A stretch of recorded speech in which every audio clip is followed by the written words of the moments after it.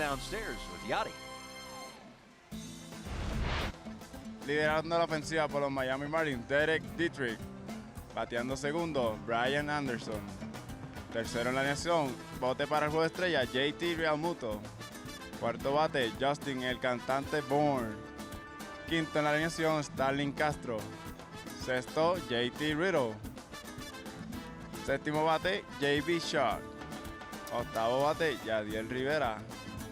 Noveno y lanzando por los Miami Marlins, Carly Smith. Yachty, excellent job, my man. Fantastic stuff. All right, so here we go. After 90 minutes, everybody's gotten that second lunch in now. Now it's you've woken up from your little cat nap and you're ready to play baseball. What really goes on down there when you're all geared up for 110 first pitch and then they say, hold your horses? You try to kind of get that adrenaline back in place. I mean, listen, the announcement that the game was going to go into delay was about 30 minutes before the game, so you're probably not out running around, you know, kind of getting the juices flowing too much. Point being is you had a time to, you know, take your uniform top off, sit back, relax, and kind of calm down, I guess is maybe the right way to put it. You saw the handshakes as we were coming back out of break right there. Everybody gets fired up when this game starts to go and the adrenaline starts to kick. So really it's just trying to manage that adrenaline. Turn it back up here now, an hour and 40 minutes later. And JT Realmuto said after the game yesterday, if you've got a problem getting up for a big league game, then you've got issues. But the guy that they will get up for today is German Marquez, 16th start of the season, a Rocky that we have seen already once this year. That's right, 5.20 ERA, and somebody that this Marlins team, this Marlins offense should get up for here today at Coors Field. As a player, offensive player, you're certainly excited to get one more game in. Get this, 6 first pitch home runs, 442 on the first pitch. Pay attention to that, 5 first inning home runs. He has struggled at Coors Field. The 5.20 ERA is much lower than his ERA here at Coors Field. Lefty's hitting 287, 9 home runs. Righty's 257, 4 home runs. Here you go. Let's scout him right now. Coors Light getting after it, pitching to a very respectable 4.59 ERA last year here at Coors Field. This year, 7.45. What's the difference? Hitters are hitting 331 here. The whip up over 1.8. My goodness. Now, seek the heat. Hitters are hitting 318 versus the fastball. The slider and the curve much lower. Slider 158. Time for the stretch. I am not talking the 7th inning because we're not there yet. What I'm talking about is get him in the stretch. Runners on base. He has got the highest batting average against in all of baseball. 320. What was that first point or second point? First pitch? Derek Dietrich right down the line. And this will be extra bases to lead off the game. Do you share that with the players? I mean, if you don't, I wouldn't believe it. Well, I do my stuff. You know I'm on it. You know I'm on in the clubhouse. I would hope. I believe they follow us there. We're kind of plugged in that way. So there you go. First pitch, fastball away, lines it down that left field line and gets on his horse and gets busy. Dietrich again, line to line. Great approach. Good start here to this ball game. So away we go.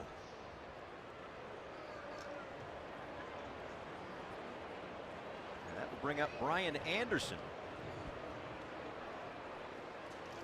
After an hour and 31-minute rain delay, 2 pitches and 2 base runners for the Marlins. As getting to third is Dietrich on the ground ball through the left side by Brian Anderson, who, believe it or not, is on base again. Make that now 21 straight games. Yeah, how about it? First at bat, first AB in all 3 games here at Coors Field. Able to take away, get rid of all the baggage, you know, right, all the drama, kind of just hanging out over everybody's head right there. So good swing, ball in the hole right there. Dietrich, nice job there. Once he reads that the ball gets off of Story's glove, able to move up. It's a classic read. He's not going until that ball hits off his glove. Nice job. So 2 pitches. We got runners on first and second. You're absolutely right. Kind of mentioned that early stuff. 442 on the first pitch. And now JT Realmuto had himself a big day yesterday, 2 for 4. The home run, however, was a grand slam, 2nd of his career. He's got 5 hits in the series. 12 hits on this road trip.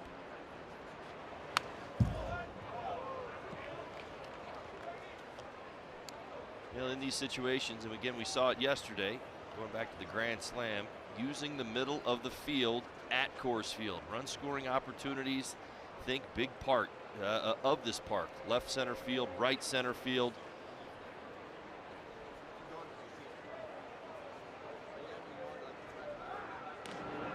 that's where he's done all of his damage.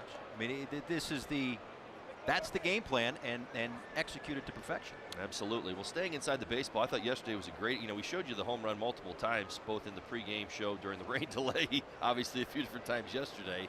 But when he pulls that knob through, the ability to elevate the ball the other way. And a line drive, right center field, a base hit, another RBI, and to the opposite field for JT Realmuto, hustling into second base with an RBI double. It's 1-0 Miami.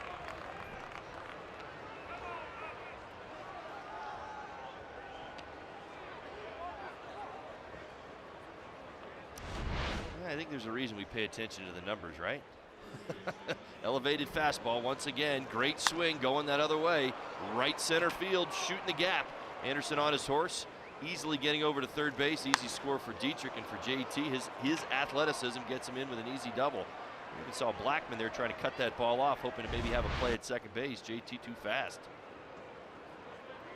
18th double of the season for Realmuto. He tied a season high with 4 RBIs in yesterday's ball game. Already has one here, and already the first meeting on the mound as Tom Murphy goes out to talk with his starter. Well, I'll throw one more nugget out there for Marlins fans watching today's ball game. Obviously, well documented Marquez's issues here at Coors Field. Told you about the bloated ERA already, but the one thing I thought was going to be real big is seek the heat, and that was key number 2, the fastball. And we've seen the approach from the Marlins against that fastball. Both the lefties and the righties hitting well above 300. Not putting themselves into position to have to deal with the slider and the curve. They're actually pretty decent pitches, but if he doesn't get to them, then you've got him boxed in. Justin Bour came off the bench yesterday, had a big RBI. That gave the Marlins a lead. And a base hit through the right side. That'll score Anderson easily. Around from third is Realmuto. And a 2 RBI single for Justin Bour. The Marlins are up 3-0. Not so much for the rain delay, right? I think they had a hitters meeting. I think you're right. Maybe a little extra batting practice.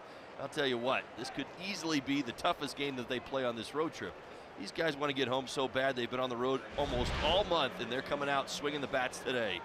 That's a breaking ball to the outside part of the plate, but good swing by JB going back through the middle. Second hit of the series to the middle of the field.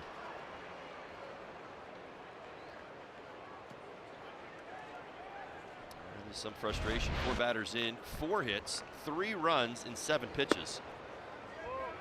And ball 1 to Starlin Castro. Well, this should really come as no surprise for German Marquez. 20 runs allowed in the first inning, and this now his 16th start. But that is now 67 runs allowed as a ground ball gets past Trevor Story and into center field.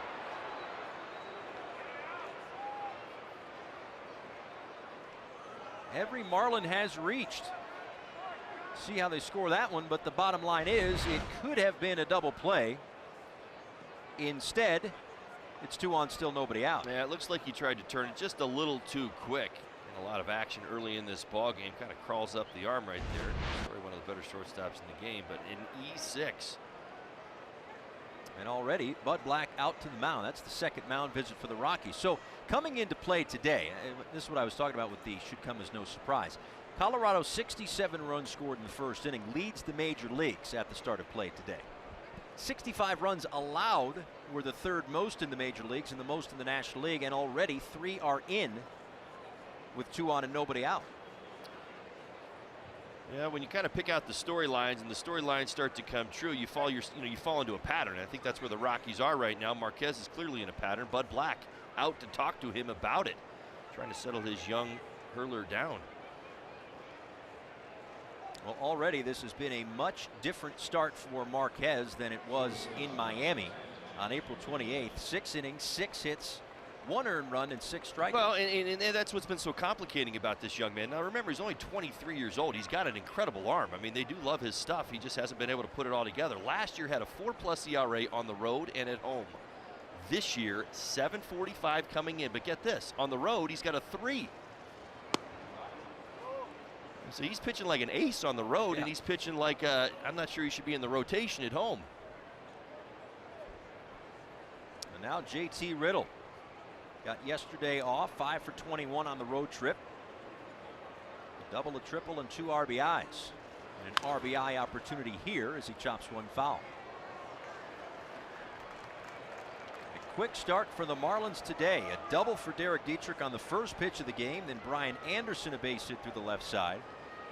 An RBI double for JT Realmuto. A 2 RBI single for Justin Bohr. And then Castro on at first with the E6. And Dietrich's already getting set for his next at-bat.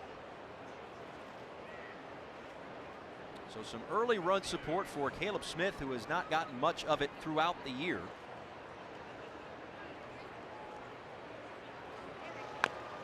Tapped foul. 1-2.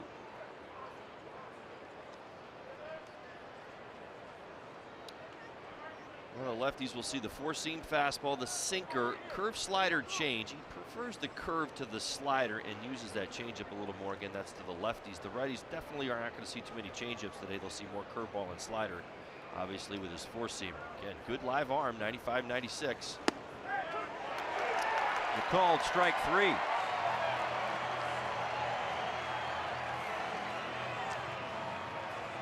Let's go ahead and give you the Rockies defensively for this afternoon's ball game. Parr gets the start in left, Blackman in center, Cuevas making the start in right, his 15th start in right field. Arenado Story, who started every game for the Colorado Rockies at short. LeMahieu, Desmond, and Murphy back behind the plate. And yesterday off, but big offensive day in game 1. That'll bring up J.B. Shuck. Ground ball right side. It'll be tough to double him up. They'll only get him at first base. And to third goes Bohr, to second Castro. 2-away here in the first inning.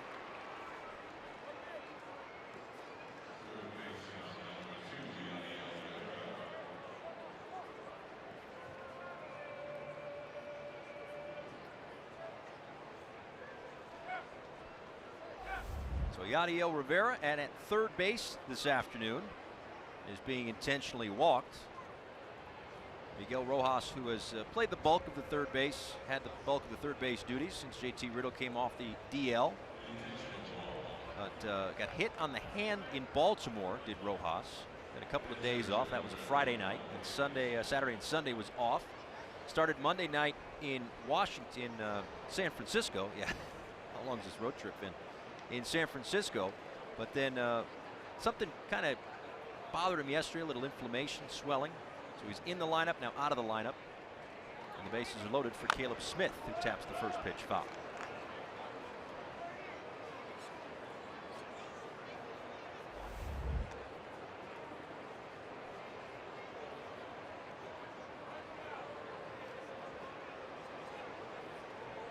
It's always nice for a starting pitcher to get his first at-bat before he's thrown a pitch.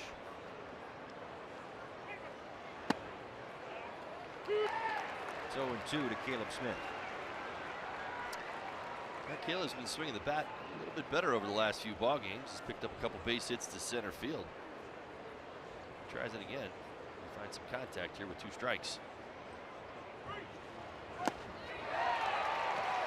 And caught by Murphy, but a 3-run first inning for the Marlins.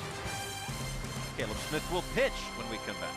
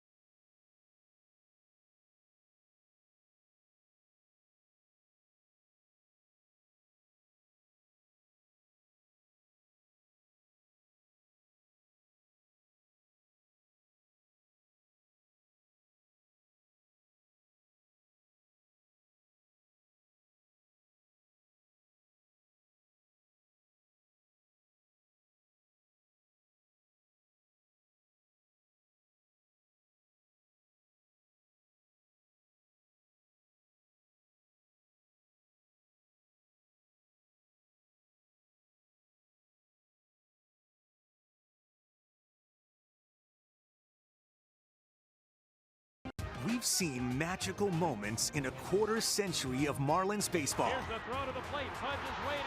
He tags him, gets knocked over, holds on, and the Marlins win the game. From no-hitters to streaks. There it is, 35. To tales behind the championship moments. Reaching into the stands. Well, I did have a chance. I had that ball. I mean, I'm 100% gonna die with that in my heart. I had that ball. These are the moments Marlins fans will remember forever. The first pitch. As we count down the top 10 moments in Marlins history.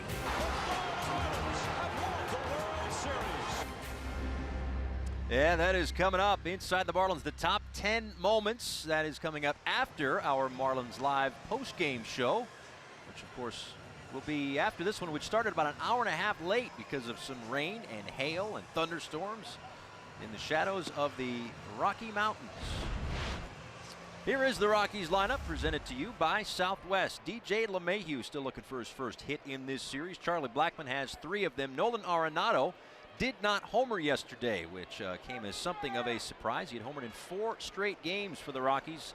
He hits third with Trevor Story behind him. And Caleb Smith is on the mound, leading all major league rookies in strikeouts with 87 in his 16th start of the year. Well, that 221 batting average against, that is 12th in the National League. Now for Caleb, I don't want to play the, looking for a bounce back start, but I think it's generally got that feeling. You look at his April, he had a 5 ERA, his May at 2.6. That's where he kind of got us all lined up. This kid's good. June has been a little bit of a step back, at least statistically. Hitter's hitting 295 this month. One thing that's kind of changed for him, he gave up 5 home runs in his first 11 starts. He's given up 4 home runs in his last 4 starts. Now, April 29th against the Rockies. I kind of called it his arrival game. That's the way that I saw it. He had that tremendous start against the Milwaukee Brewers. Remember, 77 pitches, 10 punch-outs, and he kind of caught everybody's attention. And then he had his next start, and we were like, okay, he's got to back it up now. He went out and backed it up against the Colorado Rockies that day. 7 innings, 2 hits, 9 Ks, no earned runs. Now, one thing that he was doing then, registering just tons and tons of strikeouts. 10 in that one, 10 in the one against the Brewers, 9 against the Rockies, 7 the next time out against the Reds. But now it's been a little bit more contact, but soft contact. Right, he's done a very nice job. You're right, a little bit more contact, and that's probably why the batting average against has gone up and the strikeouts have come down a little bit. Again, Caleb's probably somewhere in between what we saw early on and what we saw in May. I mean, I think Marlins fans really think that he was going to give you a 2.6 every month. It's really not fair to put that on him. Right. At such an early age. That's right. So in all honesty, he's probably somewhere in between. Where that is, I think he's kind of finding out right now. It's going to be a good challenge for him today. So 2 or fewer runs in 7 of his last 11.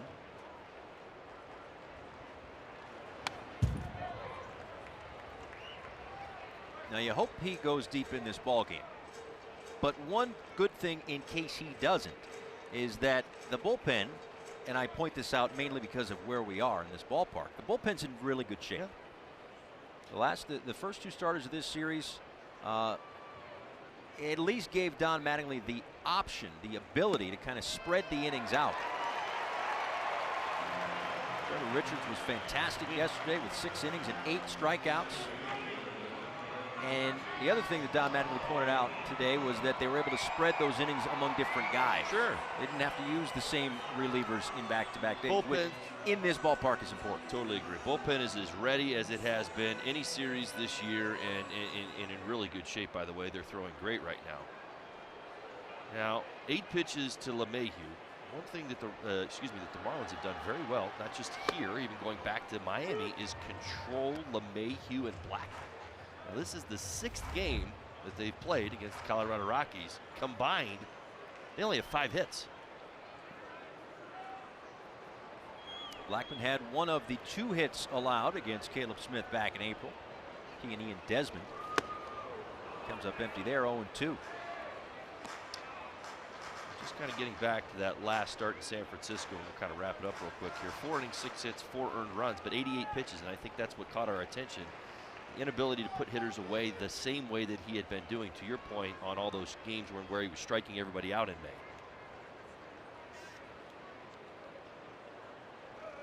1-2 to Blackman. Doesn't chase.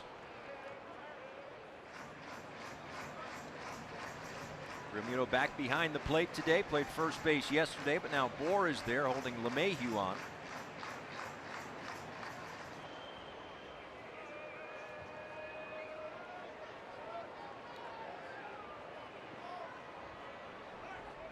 Blackman 1 for 4 yesterday afternoon with a strikeout.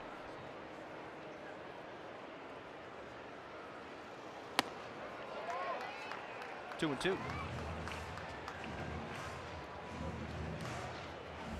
The Marlins defensively real quick. Dietrich obviously getting to start in left field. Shuck in center, making his 5th start as a center fielder. Anderson over in right. Rivera, Riddle, Castro, and Bohr. JT behind the plate once again. Caleb on the mound.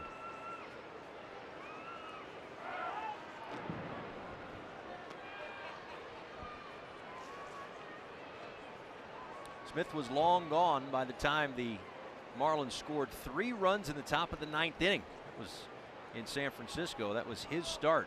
That exciting come-from-behind win against the Giants. Miami has won 5 of his last 6 starts and off to a 3-0 lead here today as Blackman has worked the count full.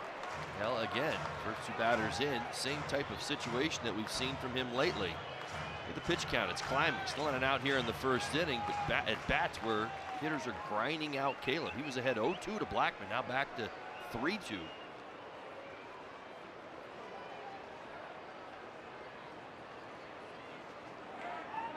And another check on LeMahieu, who's on via the walk.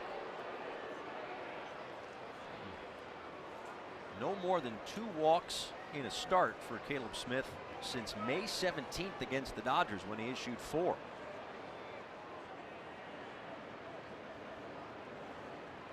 In the air left field. This is Dietrich. And there is 1 away. Well, it took a while, but they do retire Blackman for the first out.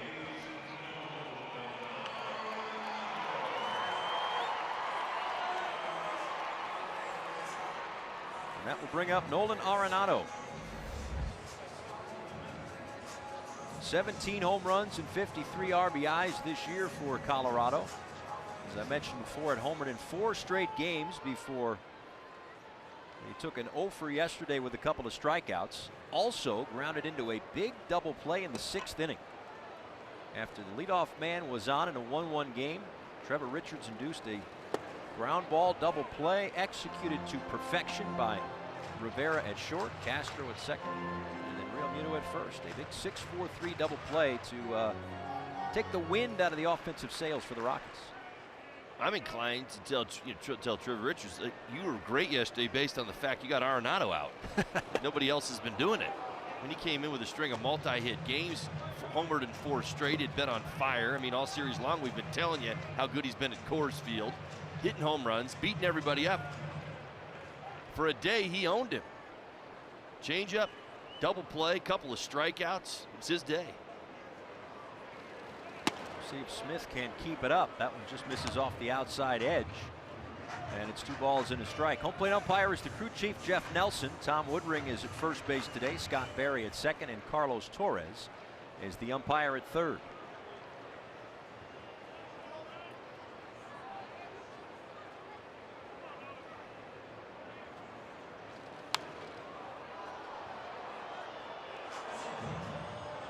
Glad you're with us into the early evening now in Miami. A little after 5 o'clock Eastern time. An hour and a half rain delay, as kind of saw this one coming. Looked at the weather coming into the series, thought Sunday might be not so good. Fortunately, though, we're underway. You spoke it into being. I know. Well, I was trying to speak it out of being. That's what it was. You reminded me about it yesterday. I said, come on, man, temperature's dropping. And then they reminded me that, like, when the temperature drops here in Colorado, it rains. It's not like Florida where the temperature rises, yeah. Then it rains. I tried the reverse psychology on the weather. That didn't work. I kept hearing it, so I kept telling you, because I know you love talking about the weather. I love rain delays. Love best. Rain delays. Yeah, especially on getaway days. Really enjoy the city. And Arenado with a drive to left field. And the Rockies are within 1.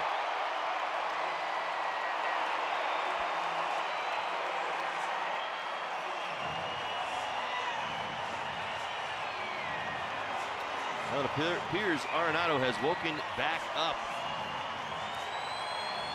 This is the 10th home run Caleb Smith has given up this season, 5th in his last 5 starts. 7 have come to right-handed hitters, 7 on the fastball. That is what just happened here in the bottom of the 1st inning. Take another look. He splits the plate. Not way too much of it. Arenado, full extension, no doubter.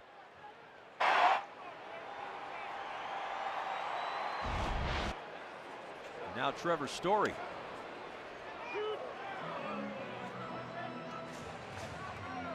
A couple more RBIs for Arenado on his 18th home run, one shy of Bryce Harper, the Washington Nationals. Not far behind them, Trevor Story with 16. Now, this is kind of an example. You know, you look here in this 1st inning, and I've said it many times, and speak as former Rocky, having played as a visitor here and as a Rocky as a home player. Walks, what they do. You see that leadoff walk to LeMahieu. It turns that home run that Arenado just hit into 2. We talked about it a lot in the early, whatever it was, 2, 3, 4 starts of Caleb Smith. There were a lot of walks, and then there was that sort of revelation of, you know, the coaching staff showing him the sabermetrics and saying, listen, go out there and throw strikes. They're not hitting your stuff. They're not seeing it. And Story pops it up to second base for the 2nd out. So he went on a run of just, I don't want to say dominance, but he was very effective for a stretch. And now are we seeing it get to that point where he may have to go back and nibble a little bit more as opposed to just, here you go, hit it. Right, words out. I mean, that's just it. Caleb Smith not only got our attention, and not only got the Marlins fans' attention and his organization and his manager's attention by pitching so well, he got national attention. People were picking up on what he was throwing out there in May. I mean, he was dealing to the point where teams are prepping. And when you get that and it starts to flow through the other team's clubhouse, they prep different. It's not just Caleb Smith's going today. What's he been doing lately? Rivera at 3rd. Desmond is retired. Marlins score 3. Rockies get 2 back. An eventful 1st here at Coors.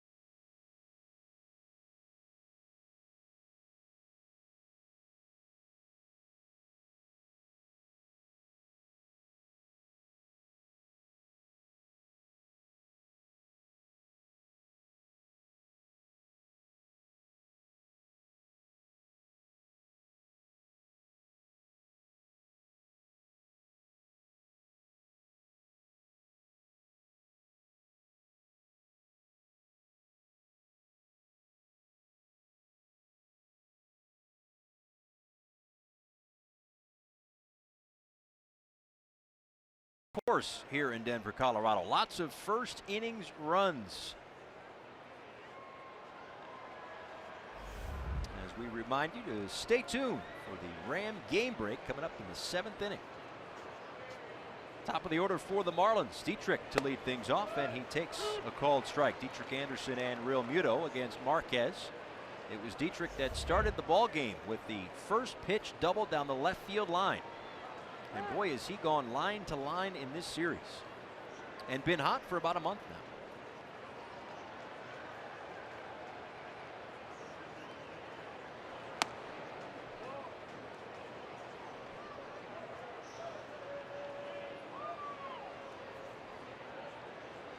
all the way back to May 31st for Dietrich.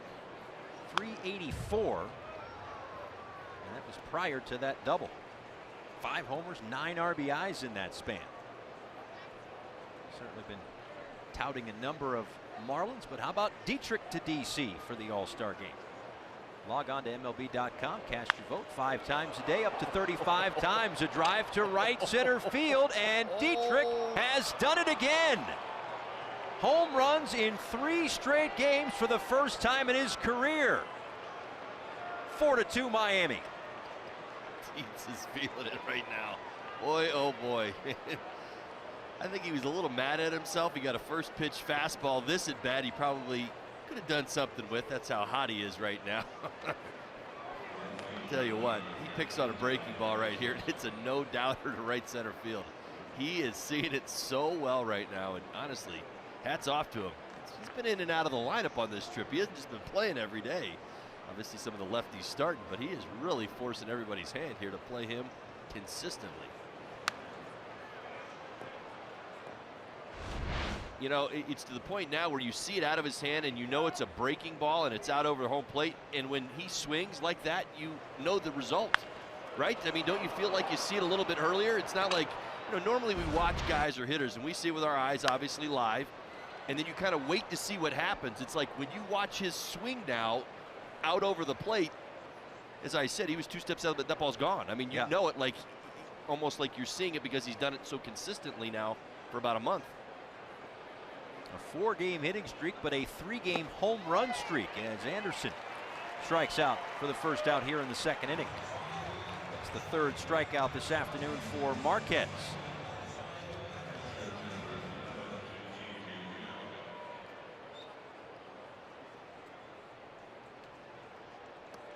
Don't miss your chance to get the last Life brand t-shirt on Friday, June 29th. For just $35, you'll get our limited edition shirt and a game ticket as the Marlins take on the Mets.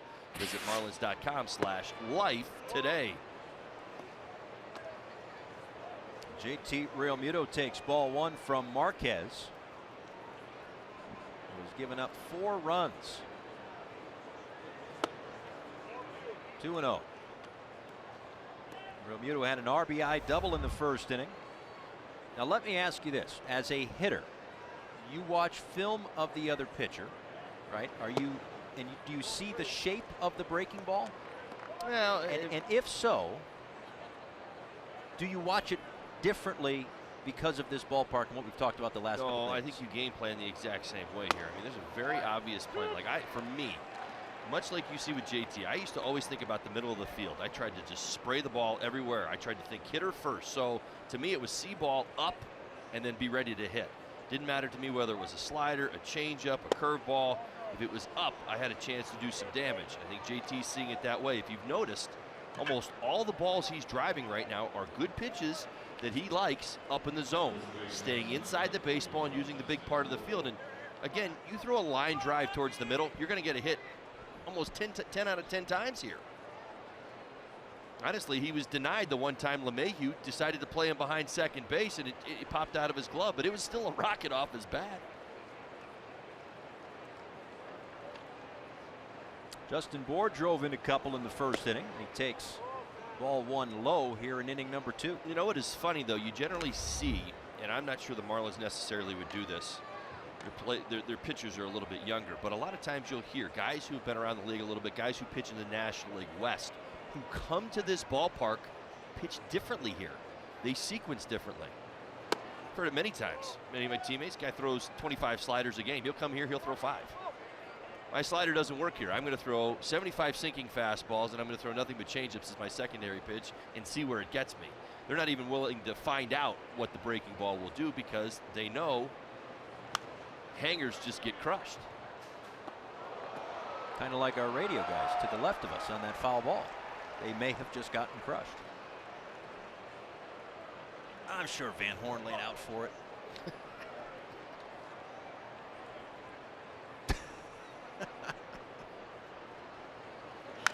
This one chopped through the right side, a base hit, a 2-hit day for Bour, and on to 3rd goes Realmuto. The throw is cut off, and the Marlins in business again Runners on the corners and 1 out. And this is the way you think, this is the way you play. You're always thinking about the extra base the minute the ball is hit. JT, easy read, and even the Rockies know as players here that he's getting to third base. This is an easy cut and hold. Base hit through the right side. Big, huge hole there, almost anticipating Gore to go back through the middle, playing a double play depth, so easy one to get through. Really no shot at JT on his way to third base, so you're right, in business again. Here we go. 12th multi-hit game this year for Justin Bour. And we are only in the 2nd inning. Here's Starlin Castro. Waved at and missed, 0-1. Castro reached on an E6 in that 3-run first inning. 1 for 4 yesterday. 6 for now 33 on this road trip.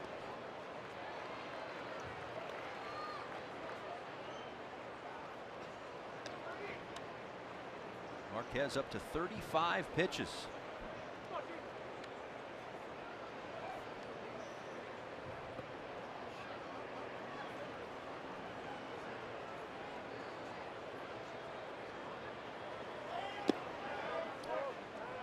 Good job laying off for Starlin. He's been really pulling the ball to the left side here of late. You see that front side opening up just a little bit early. See, with 2 strikes, maybe he stays on it, lets that ball get a little deeper.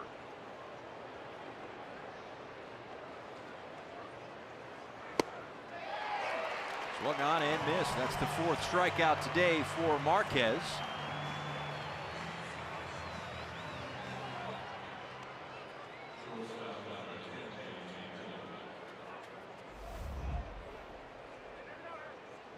Shelby Miller and Dan Straley tomorrow for Shelby Miller, his season debut. For Straley, still going through the appeal process of his suspension from what was going on in San Francisco earlier on this trip. JT Riddle takes low and in. So if and when the Marlins ever get back home, they'll start a lengthy homestand, starting with the Arizona Diamondbacks for 4 games. And just a friendly reminder, the game on Tuesday is available on FS1, exclusively on FS1.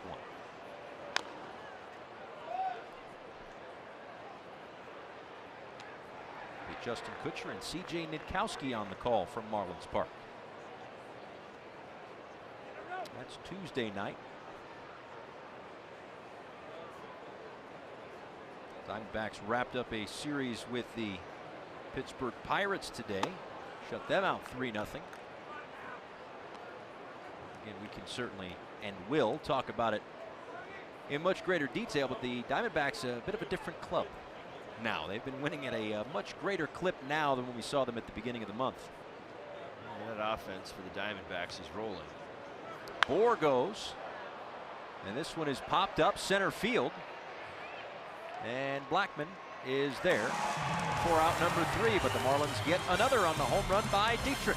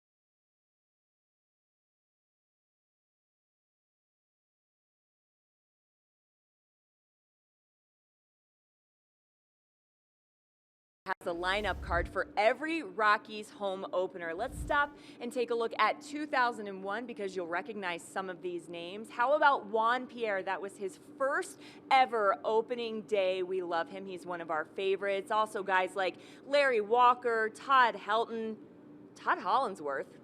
Never heard of that guy. Him. That's Todd Hollinsworth. Right there. I found him. Lurking here at Coors Field again. I don't know if I'm lurking. I think You're it's pretty lurking. obvious. You're lurking. You're a lurker. Look at that. Oh. That's right. And it was reunion weekend for them too. It Of was. course, a sister organization, the Rockies and the Marlins, both entering Major League Baseball in 1993.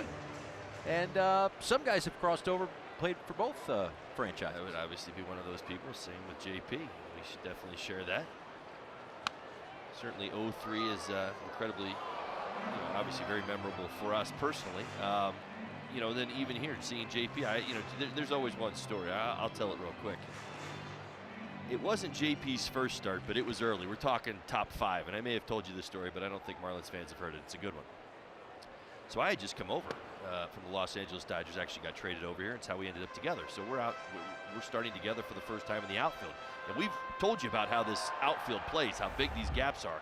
Well, in left center field, obviously it's huge. Well, one particular day, we're playing, interestingly enough, the Dodgers. I'm now a Rocky. The breaking ball right there for strikeout number 1. So Todd Hundley hits a ball in the gap, doesn't tee off on it. It's kind of a in-tweener, humpback liner, but not a tremendous amount of exit velocity, but it's kind of splitting the gap perfectly. JP comes across. I kind of sort of got it. Here comes Hal. I kind of sort of got it. I got it. You take it. Ball hits the ground. JP gets it, throws it in. It's a base hit. Dodgers go on and score like 2 runs that inning. By the way, it was with like 2 outs. It was like a 2-out rally. We're coming in off the field. Now, I'd been in the league for 6 years, so listen, I'd heard, manager gets a little bit upset, play like that happens, you get it and you handle it and you move on. JP, though, hadn't heard that yet, so. And again, this was early. It wasn't his first big league start by any stretch, but I'd say maybe it's 2 or 3. We're going to go out and talk to Caleb Smith on the mound. We got a minute here. What's going on? He's dealing with something.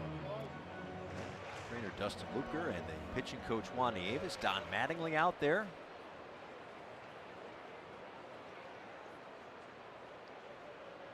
Grabbing the back of his left arm, the tricep area.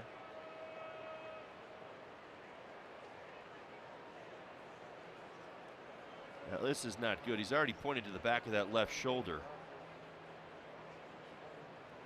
His velocity's been good today. We've seen him as high as 95. Definitely feeling something.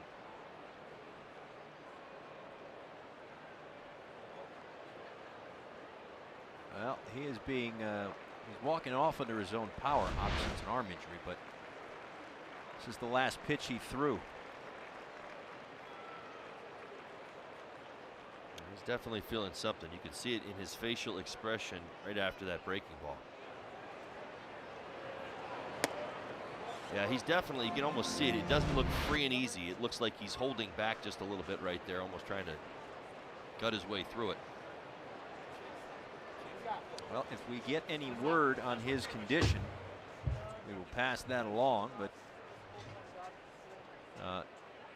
certainly not the circumstances I was hoping for when I mentioned in the first inning that the Marlins bullpen is in good shape after having not been overworked in the first 2 games of this series. As we see, that's Drew Rosinski out there taking the sweatshirt off. Whoever it is will get as much time as they need, of course, with an injury. That is, in fact, Rosinski. So Caleb Smith is done after 1 out here in the 2nd. Florida Lottery call to the bullpen on the injury to Smith. 4-2 Marlins.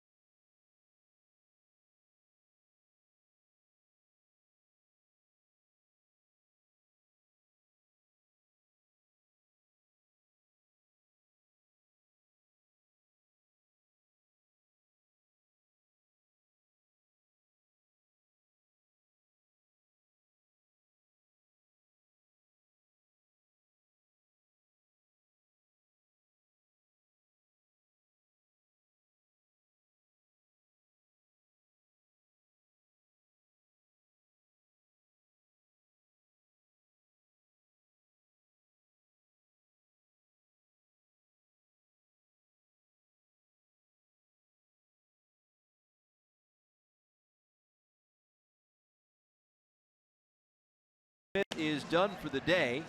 Was grabbing the back of his left arm in the tricep area.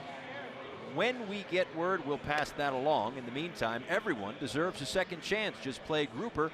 Enter your Lucky Money ticket online, and you're registered for the $400,000 Super Grouper Second Chance promotion. The Florida Lottery, it's your ticket. Must be 18 or older to play. Play responsibly. So Don Mattingly having to go to Drew Ruzinski after the injury to Caleb Smith. This is the pitch prior to the one in which he came out. He struck out Murphy on the slider. And right about there, he starts kind of shaking it out, grabs it there, stretching it out, and then this was the pitch, his last of the day, and the grimace right there. Right, and well, guess what? Those are both the exact same pitches, and again, you see the end result. One was a strikeout at 82 miles an hour. That last pitch, 75. So definitely was holding up just a bit, holding back. Again, when, and hopefully when, if we get word from the Marlins, we will pass along the update. In the meantime, Drew Ruzinski taking his time to get ready in his 7th game this year. And goes without question that they will ask and hope for some length out of Ruzinski. It was only a few days ago that he pitched 3 innings in San Francisco, saw 9 batters in those 3 innings, and struck out 4. Hoping for the same results today. They would be thrilled with that. So in the position to throw multiple innings, but again, pitching on rest, so he's good. It's been a few days since that outing.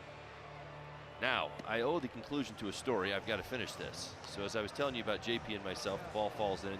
Since we've got a little bit of time, I'm going to wrap this. The ball falls in. JP, as I said, in about his 4th game, triggers a 2-run inning or so, something like that. I know we're going to hear about it when we get in because I know Buddy Bell, and Buddy's not happy with us. So we make our way in. JP and I are running in together. Buddy Bell's waiting on the top step. Top step of the dugout right over here. And I'm telling you, we had a pretty good crowd that day. There was about, much like today. I mean, there's probably 4,000 or 5,000 people just behind the dugout and in that section right there. I bet every one of them remembers most of the words that were thrown our way. This is not how you play at Coors Field. This is not how you play the outfield. This is not the type of attention to details that we're going to have as a Rockies organization. I mean, it went on for a good couple minutes, and we kind of made our way down to the dugout. We can almost hear it coming. And if you haven't noticed, my attention to the details when we talk about outfield play here over the last 48 hours, I would probably say a lot of that came from that little chewing out that I got along with JP that day many years ago from Buddy Bell. But it was worth it. I mean, that's how you grow. That's how you learn. That's, again, part of the attention to the details. I talk about it all the time, even now, watching it, how aggressive you have to be as an outfielder. Well, you mentioned Juan Pierre, yourself, of course. Toyota Inside Look shows us that 53 players have played for both the Marlins and the Rockies. Some of the notables on there. You made the notables list. I did. You listened to my brother-in-law. That's right. That's right. He's on there too. Matt Urgis, of course.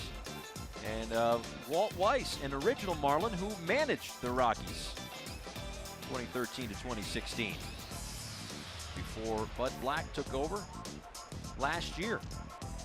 So Ruzinski is set, and here we go. A 1-0 count on Gerardo Parra after Caleb Smith left with the injury.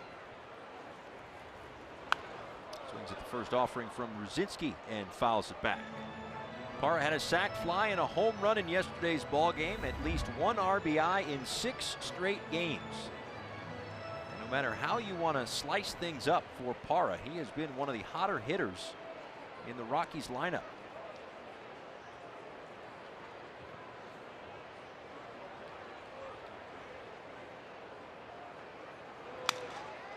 Breaks his bat on the ground ball to first. Bohr on the backhand. Ruzinski covers, and there are 2 away.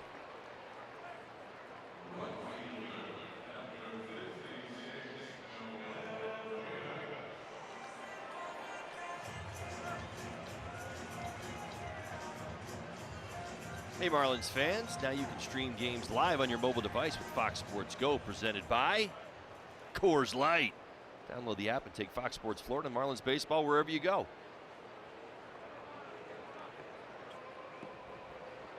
Now, one person that has not available out of the bullpen for the Marlins today is Eliezer Hernandez, penciled in to start on Tuesday night against the Diamondbacks in place of Jose Urena, who's been placed on the disabled list. Cuevas is retired on the ground ball to short. We are through 2. It's 4-2 Miami.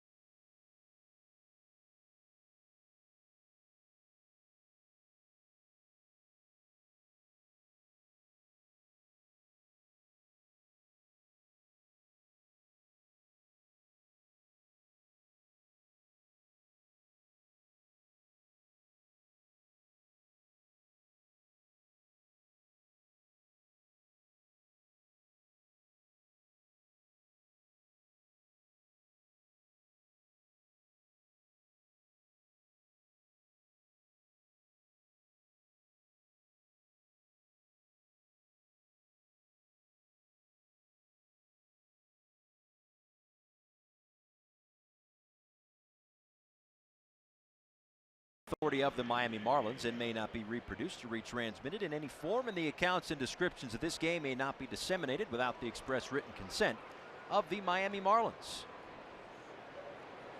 Lots of kids in the seats having some cotton candy. That ought to be fun in about 15 minutes when there's sticky fingers all over the place and they are just jacked up on sugar.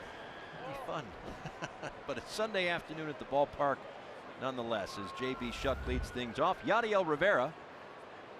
And then the pitcher spot, you figure it'll be Rosinski as he came in for Caleb Smith, left with an injury in the shoulder area. Don't want to speculate on what it was. If and when we get word, we'll pass that along to you. Shuck with a line drive, base hit into right field.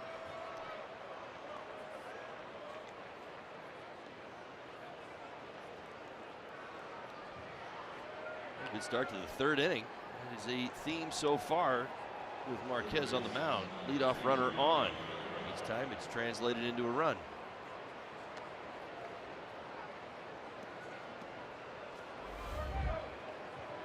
Now Yadiel Rivera, who was intentionally walked in his first trip.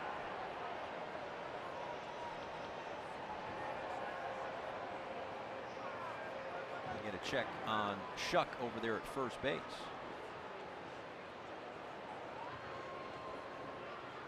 Would you like to see the Marlins maybe set him in motion, use that speed that Shuck has over there at first base, put a little pressure on the defense here? I'm more inclined to think maybe a little hit and run here. Keep Rivera engaged. Of course, you've got Rosinski behind him. Hasn't hit a whole lot. At the same time, you don't want to eliminate too many base runners with the top of the lineup coming up. Dietrich couldn't be any hotter right now. You certainly want to get him as many at bats with guys on base as you can. Another check. They're trying to keep him close.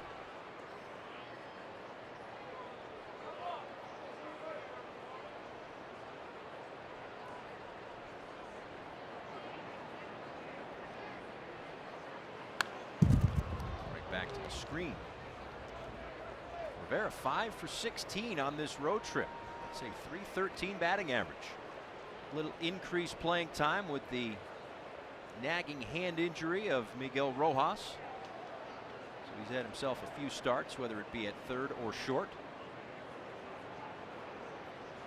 And making the most of his opportunities.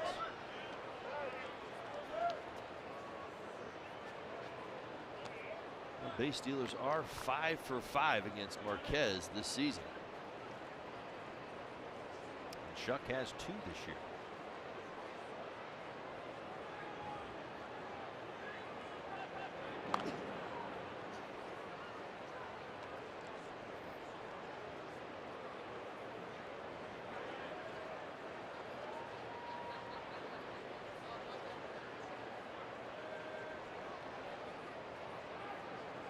Two to Rivera, slaps that one foul.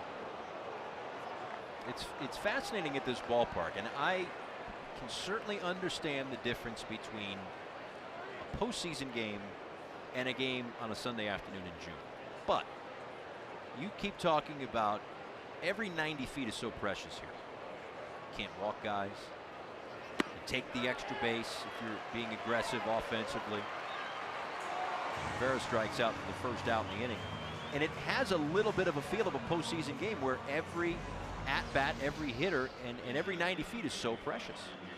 Well, I thought it was pretty telling even during the rain delay. You're absolutely right, in those regards. But again, speaking to the Rockies fans, I mean, that was nearly a 2-hour rain delay. You think anybody left? No. It's a pretty good crowd 2 hours later on a Sunday afternoon.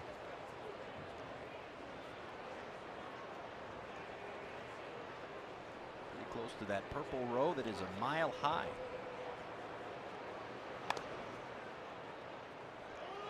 Tap foul. And it's 0-2 to Rzacinski. 0 for 2 this year, 6 for 34 in his minor league career as a hitter. Trying to get the bunt down with 2 strikes.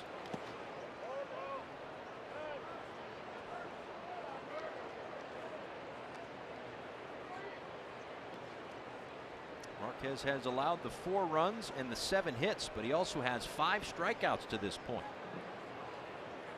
So it's been quite literally hit or miss for the Marlins. That a miss, and the 6th strikeout.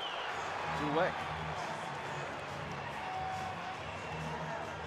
I gotta be perfectly honest with you, I don't think it's such a big deal. The strikeout happens. It's over at first base that lets this guy hit, who's been doing an awful lot of it in this series and this afternoon. There's the breaking ball last at bat that he deposited in the bullpen. So he's got a double down the left field line and a home run to right center field. And you see what I'm talking about. Now Shuck's over at first base. He certainly can score on a double. Offers at the first one and a base hit. Well, Dietrich is a triple shy of the cycle. It's the 3rd inning. And triples can be had here, so stay tuned. Absolutely. That's a pretty good example of what I was kind of getting at right there. Now, I doubt they would have probably pitched to Dietrich as hot as he is in the top spot. I mean, he's only seen a few pitches today. He's already got 3 hits. Well, Marquez would have been a lot more careful with a runner on second base, but in that situation right there, Shuck's at first base. He's going to probably get something to hit, which he did. 2 on and 2 out for Brian Anderson. After Dietrich registers his 6th 3-hit game of the year. And we are only in the 3rd inning.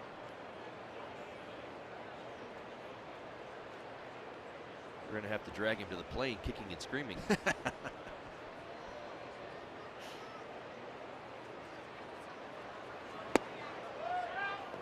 Anderson couldn't hold up there. 0-1. Anderson singled and scored in the first, struck out in the 2nd inning. One of 6 strikeouts for Marquez.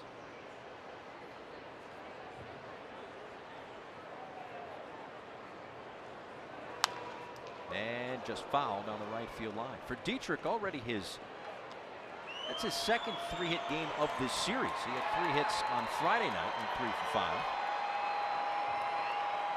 And he has homered in each of the 3 games of this series.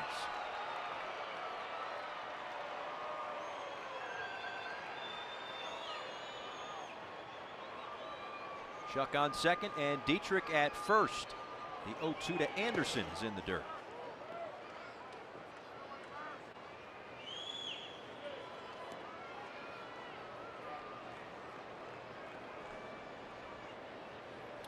getting on base in the first inning. For Anderson, it's a 21-game on-base streak.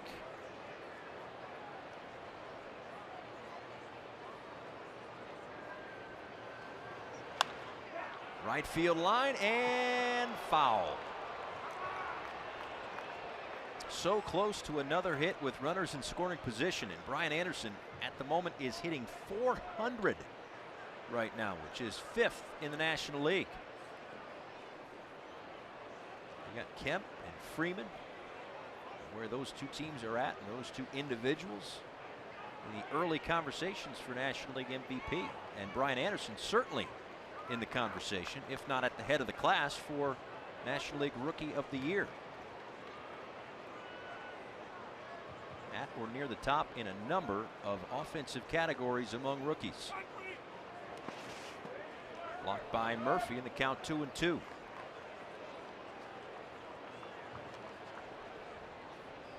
Anderson is first in runs, first in hits, average with runners in scoring position, average overall. He's second in walks and doubles and RBIs and on base percentage, and all the way down to third among rookies when it comes to slugging percentage. So what a first half it's been for Brian Anderson. 2-2. And Shuck and Dietrich will get a head start.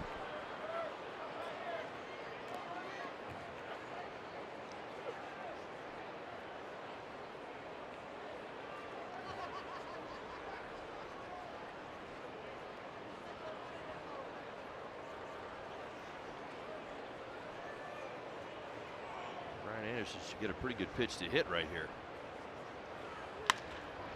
Chop to Story. And the Marlins leave another couple of runners on base. They have left 7 through the first 3 at-bats, but still lead it by 2.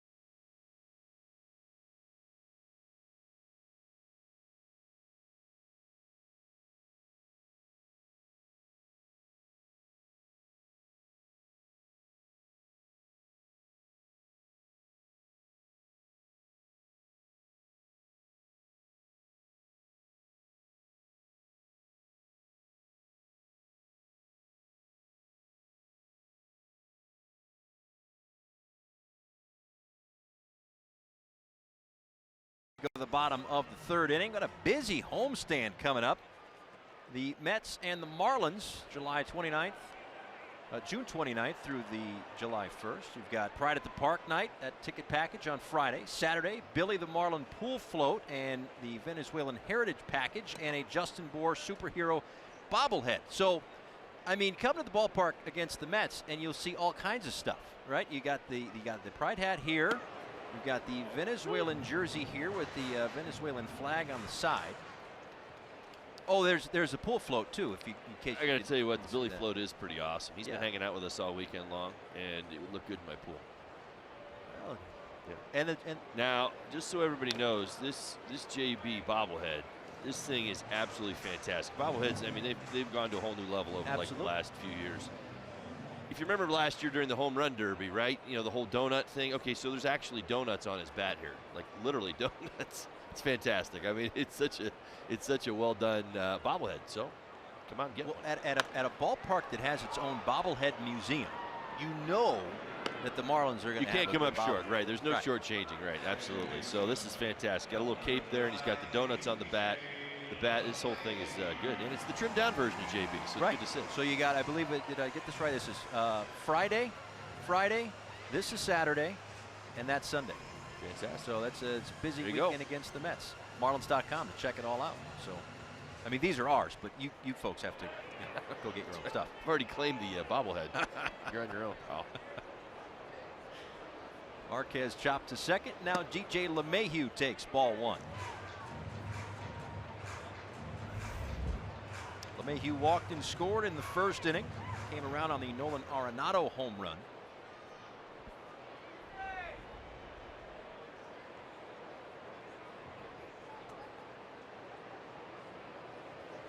The Marlins will look for length from Drew Rosinski.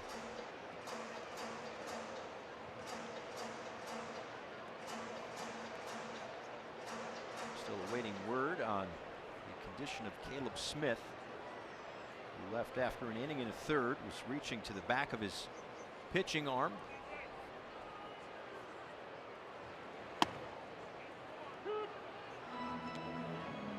They already have one starting pitcher, Jose Urena, on the disabled list with a shoulder impingement. So it will be Eliezer Hernandez to get the start on Tuesday night against the Arizona Diamondbacks, the second game of that 4-game series. LeMahieu with a line drive base hit to left center field.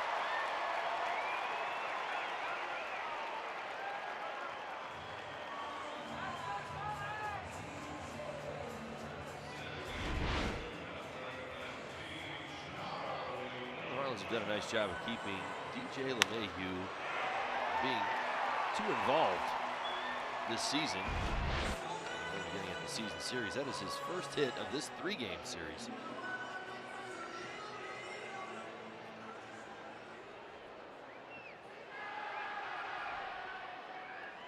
Charlie Blackmon, 1 on and 1 out. Hey, cut and a miss. A 94 from Rosinski. Fly ball out to Dietrich in the first inning. A .310 batting average since 2015, 4th in the National League for Blackmon.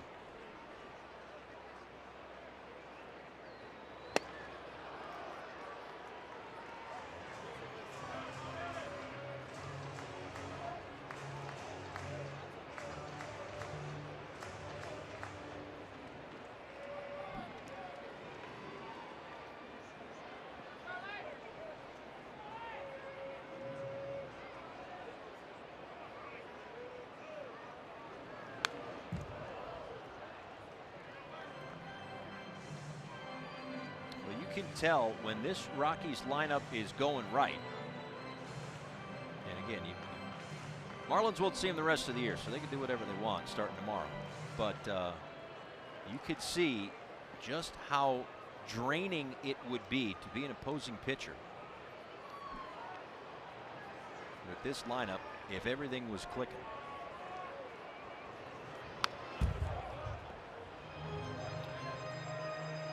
He's got a little sneak peek into Rosinski's glove right there. It's kind of fun to watch him operate. Of course, he presets his split finger fastball, and he doesn't throw it a whole lot, but when he does, obviously he's got to start with the grip. So you see him right there. He puts it in his hand to preset the grip. Now, if he goes into his glove, he doesn't want to throw it.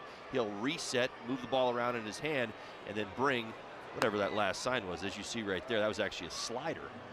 It's always kind of fun to watch him. He doesn't bust it out too often, particularly with guys on base. He's got some trust in it, but I always find it interesting because you have to preset it. Guys who throw splitties kind of dig that finger in between, or that baseball in between their fingers early, and if they do change out of it, they put it in their glove and then they reset.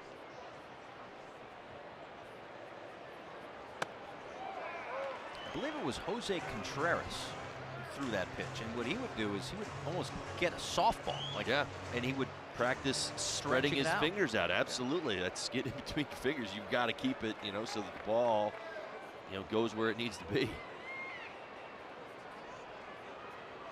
2 on Blackman. Just got a piece. And that was it right there. There's the splitty.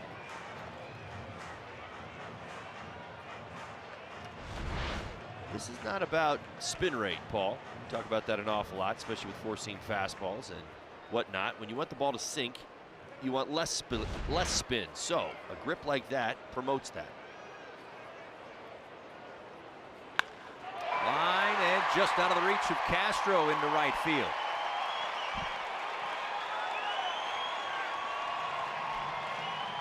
Two on and 1 out for Arenado. Well, I'll tell you what, I said it at the beginning of the ball game, and the Marlins really have done a fantastic job this season of controlling Blackman and LeMahieu at the top of the lineup. You know, ideally you want to face Arenado with nobody on base.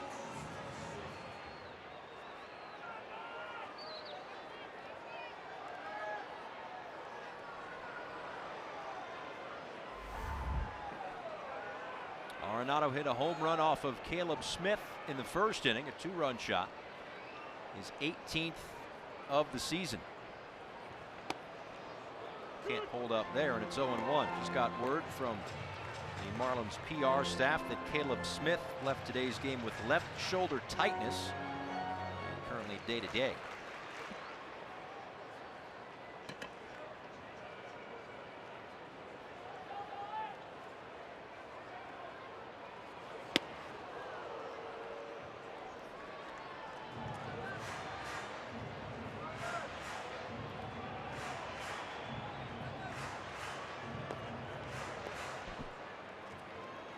Richards got Arenado to ground into a double play in the 6th inning yesterday. Rosinski would love one right now. Wow, just missed, says Jeff Nelson. The umpire, not the analyst. I think they're in accordance here. It's a pretty good pitch.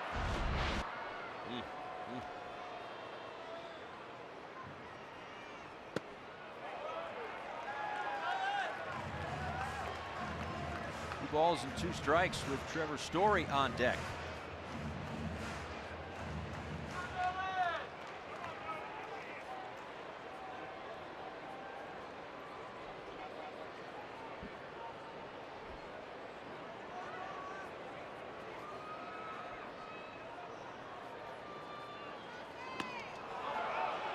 That one gets to the backstop. First base occupied, so Arenado is retired, but moving up to third is LeMahieu, and second, Blackman.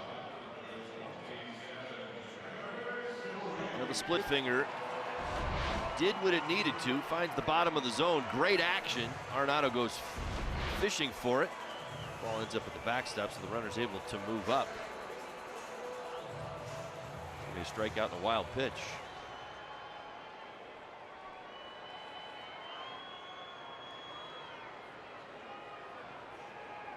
Now Trevor Story.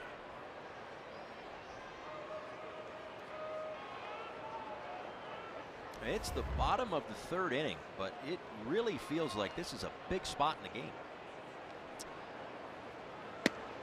Now, I can't promise you that. The scoring the way that it is, this may go on all day long, but I can promise you it's a big spot in the 3rd inning. That I agree with. Well, the Marlins have already scored in 2 innings. The Rockies have threatened in every inning. I mean, it's, you know, it's kind of got that feel this afternoon.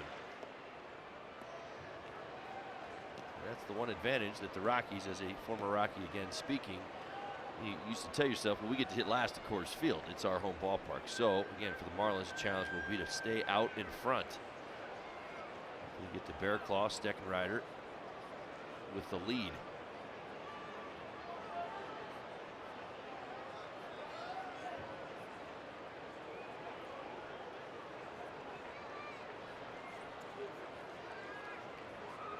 All right, so after a short delay, 1-0. Right field line, foul.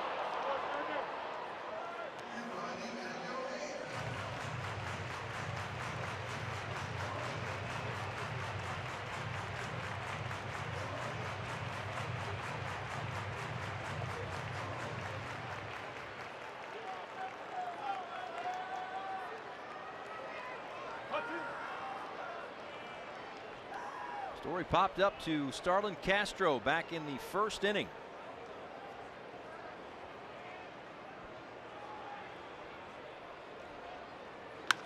And that's going to get through for a base hit. In comes LeMahieu. Around from third is Blackman. And Trevor Story has tied this game at 4. Well, when these Rockies are rolling, I'll tell you what, this is the dynamic that they like to create. They want Arenado and Story both hitting with runners on base.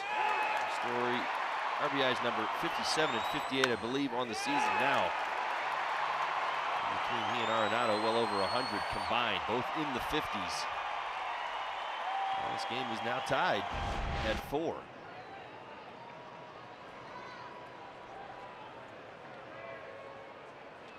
Big lead over there for Story.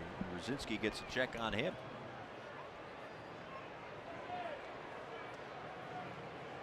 Still not out of the woods as Ian Desmond. Yes, he is hitting just .215 this season, but 15 home runs and 42 RBIs. He takes a called strike.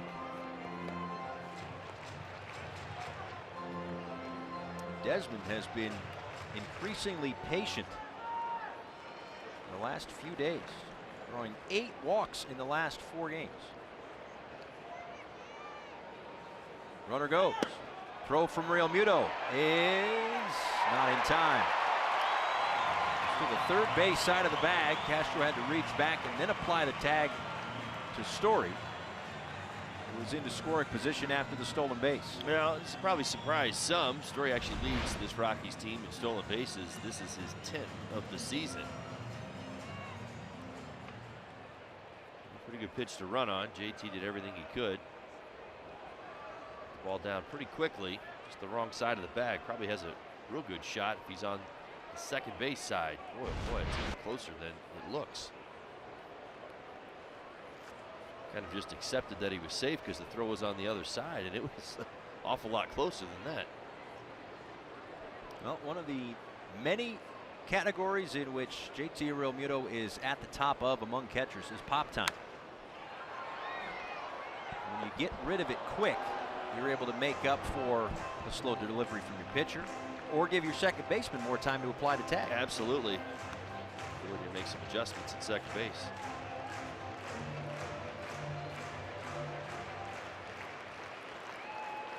Pop time of 1.75 seconds. Oh my. He cleaned that up really well. I didn't think he had a shot when you factored in the pitch location.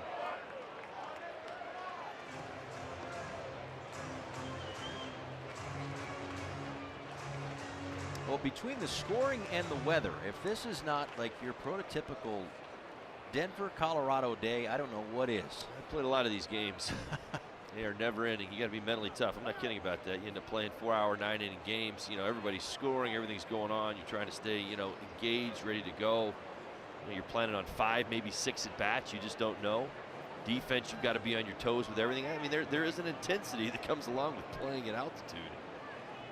Well, between the scoring, yes, and B, the way that now the sun is creeping through the clouds. I mean, if you were here an hour and a half, 2 hours ago, I mean, they were gathering animals in pairs. It was coming down so bad. Yeah. Hail in the dugouts. Oh, I mean, all over the place. Yeah. It's turned into a nice day. You're right. Especially for the hitters. 8 runs on the board as Desmond takes ball 4.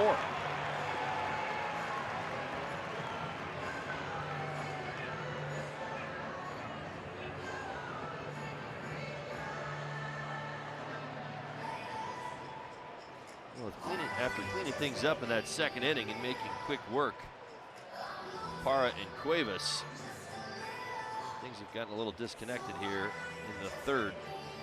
29 pitches, my goodness, here in the third inning. Brzezinski.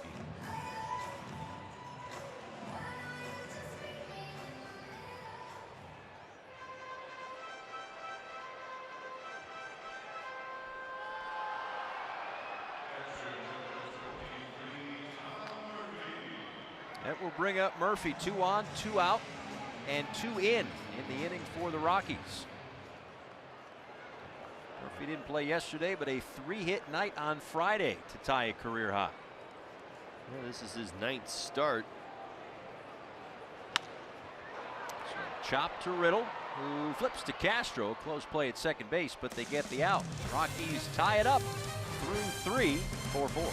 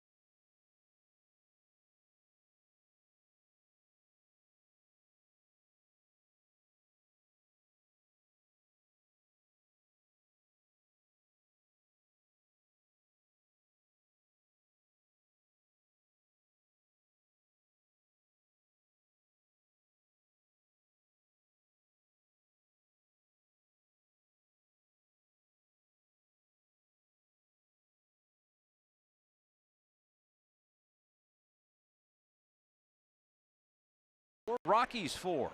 Paul Severino, Todd Hollinsworth, Jessica Blaylock. Feels like it might be one of those days here at Coors Field. The hitters won't hear many complaints from them, I'm sure. One starter already out. Caleb Smith left with left shoulder tightness. Listed as day-to-day at the moment. And JT Realmuto will lead things off against Herman Marquez. Upstairs at 77, so you imagine no intent. Yeah, it's a breaking ball that got away. He was trying to keep JT off balance. There was no intent behind that. An RBI double in the first and a walk in the second.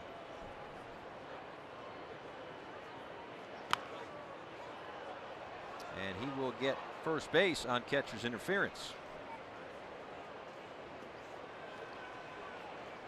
You at home want to know what that is. JT went to swing the bat on that inside fastball and hit Murphy's glove before actually hitting the baseball. Watch his glove. You can see Murphy's reaction and JT all over it. He would know, right? He's a catcher.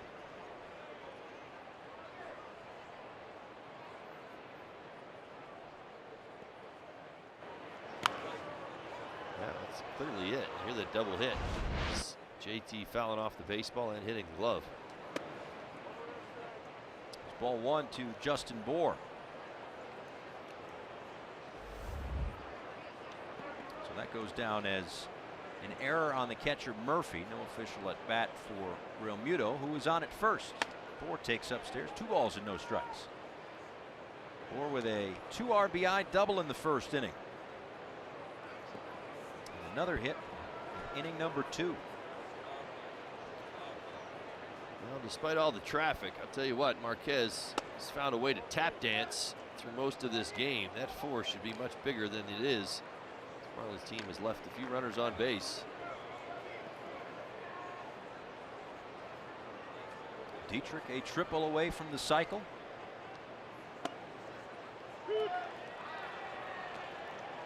Three and one now to Bohr.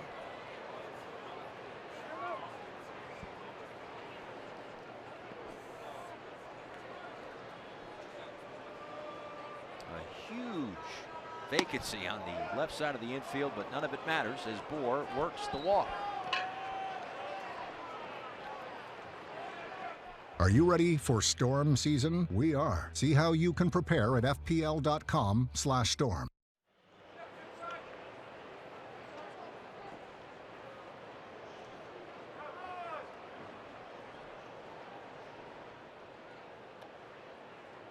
So in steps Starlin Castro, reached on an error in the first inning, struck out in the second. Average has dipped to 270.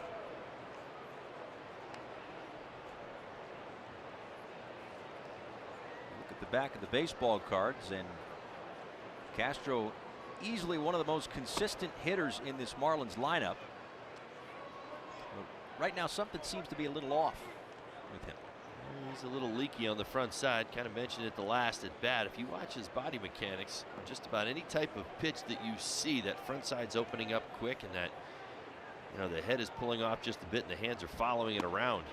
See that front foot kind of steps in the bucket a little bit. Now he kind of traditionally does that anyway. You can get away with that as long as you keep your shoulders square, but the problem that Starlin's been dealing with lately is the fact that when that front foot hits and it opens, the front shoulder is going right along with it.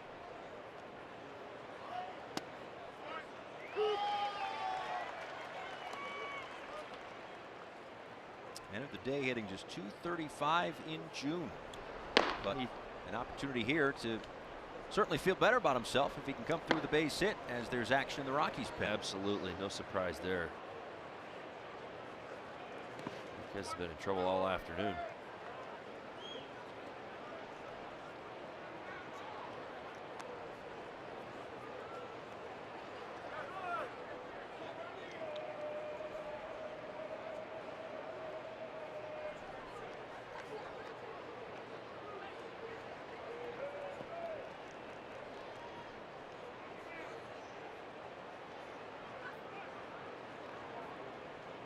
Two and two to Castro, and a ground ball to second base. Slowly hit.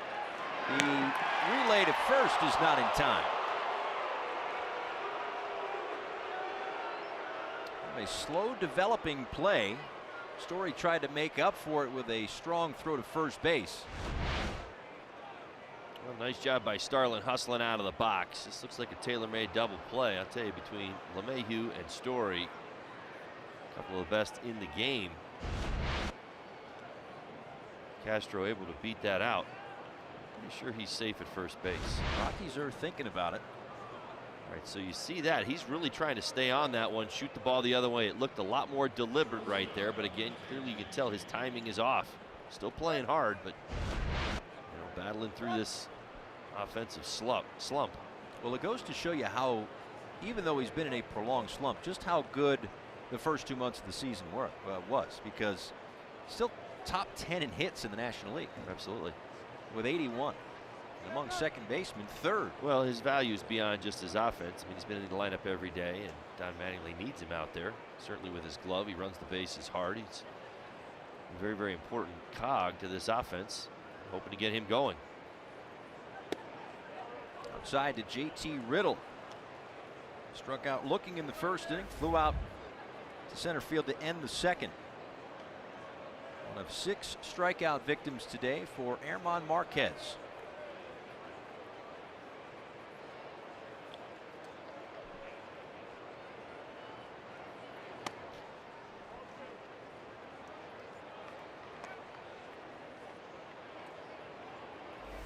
As we preview the Arizona Diamondbacks tomorrow, Shelby Miller, Dan Straley, one of the topics on the South Florida Honda Dealers Marlins Live pregame show with Craig Minervini and Jeff Nelson tomorrow night. Back in the Eastern Time Zone, where we will be the rest of the year. I like that exclamation mark right there. It said 10 games, exclamation mark. I think we're all like, yes, we're so close right now. Some unfinished work here in the Rocky Mountains, looking for a series win. It's a 4-4 road trip at the moment. And a chance to do some good things out west. They played very well against the National League West this season.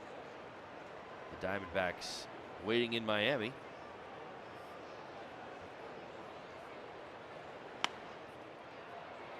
Left field, headed toward the seats. Arenado gives it a look. Marlins took 2 of 3 in Baltimore to start this road trip, lost 2 of 3 to the Giants, and has split the first 2 games. So looking to finish the road trip the way it started, with back-to-back wins and with series wins.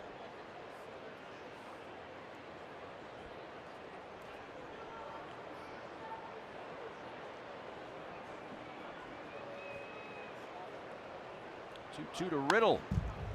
Back to the screen. Diamondbacks, Mets, and Rays rather on the homestand.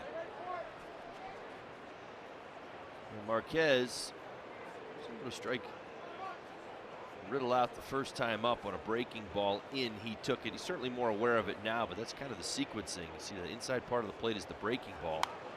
Fastball away, unable to get it there. It's that arm side run from Marquez, probably one of the issues he's been dealing with this year. Why the lefty's hitting a little bit higher. Throws hard, but has a hard time getting inside on those lefties other than with his breaking pitches.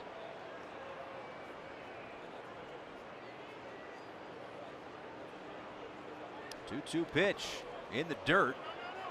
Nice job by Murphy to keep that ball in front of him. Actually directed it up the third base line.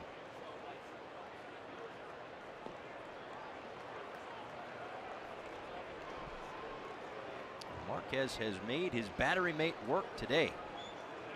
Feels like every third or fourth pitch has been in the dirt. Of the 80 for Marquez, 52 for strikes. Excuse me, foul ball there by Riddle, still 3-2.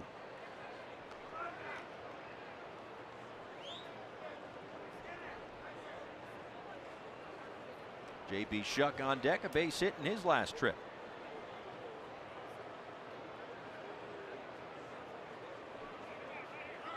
Runner goes from first, and a base hit down the left field line. Real Muto will score. Castro gets to third on the double by Riddle. And the Marlins back in front, 5-4. Well, nice job by Riddle. Told you the sequencing from Marquez, classically unable to get the fastball in. Murphy tried to get him there a couple of different times, but as a hitter, you start to think along. Fastball away, fastball away, fastball away. What's he do? Foul them off until you get something you can handle. We've seen Dietrich do it this series. We've seen JT do it. Obviously, Riddle right there, very much the same thing. Fastball away, 97 miles an hour, not about velocity. Just get that barrel to the baseball and get yourself a double. That is the last pitch that Marquez will throw today. The Florida Lottery call to the bullpen here at Coors Field.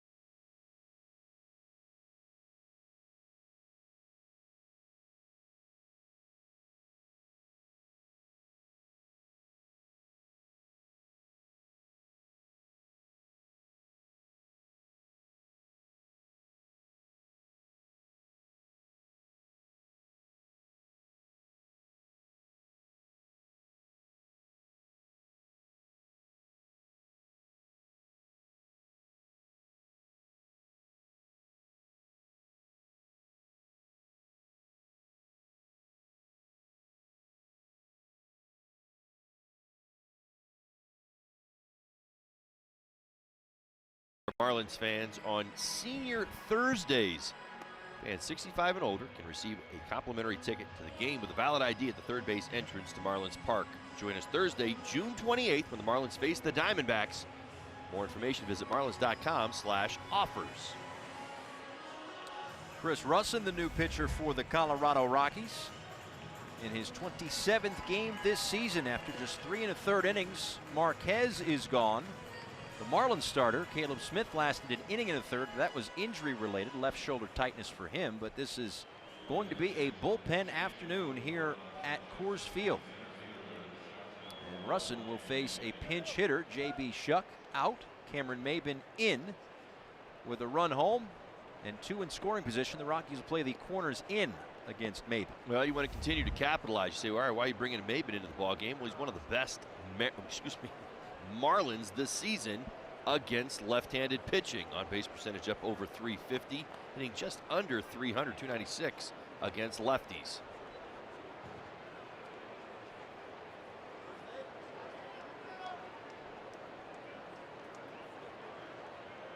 Castro, the runner, on at third, and JT Riddle after the RBI double on at second.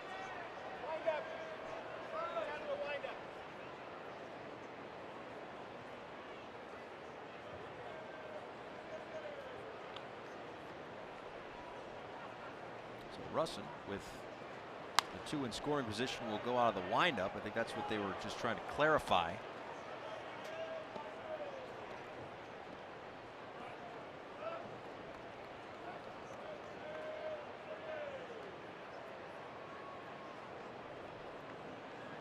Maben was 0 for 5 in yesterday's ball game. He figures to get a few at-bats here coming in the 4th inning.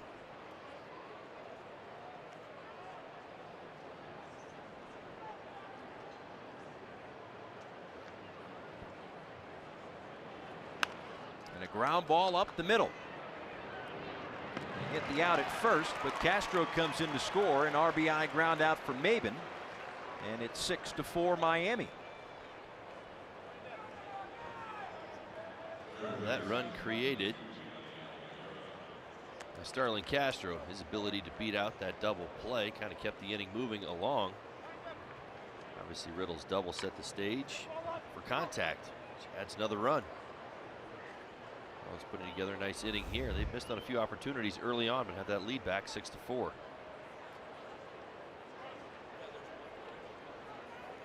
Chance for another. Riddle 90 feet away, and Yadiel Rivera at the plate. Rivera takes outside. It was Rivera that got the big inning started yesterday. That 5-run 7th inning. Led off the inning with a base hit. And that was the 3rd time in 2018 that the Marlins batted around. 2-0. It's also the 3rd time this year that the Marlins registered 5 hits in an inning.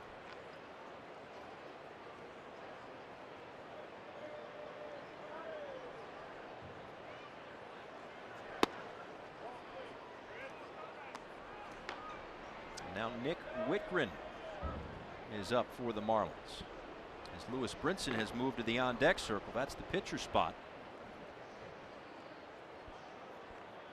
Lots of potential mixing and matching here in the 4th inning. Now, if the inning ends with Rivera, then likely still Rosinski to go out there and pitch the bottom of the 4th inning. But by my count, I believe Holiday, if Brinson bats here, would be the last man off the bench for the Marlins.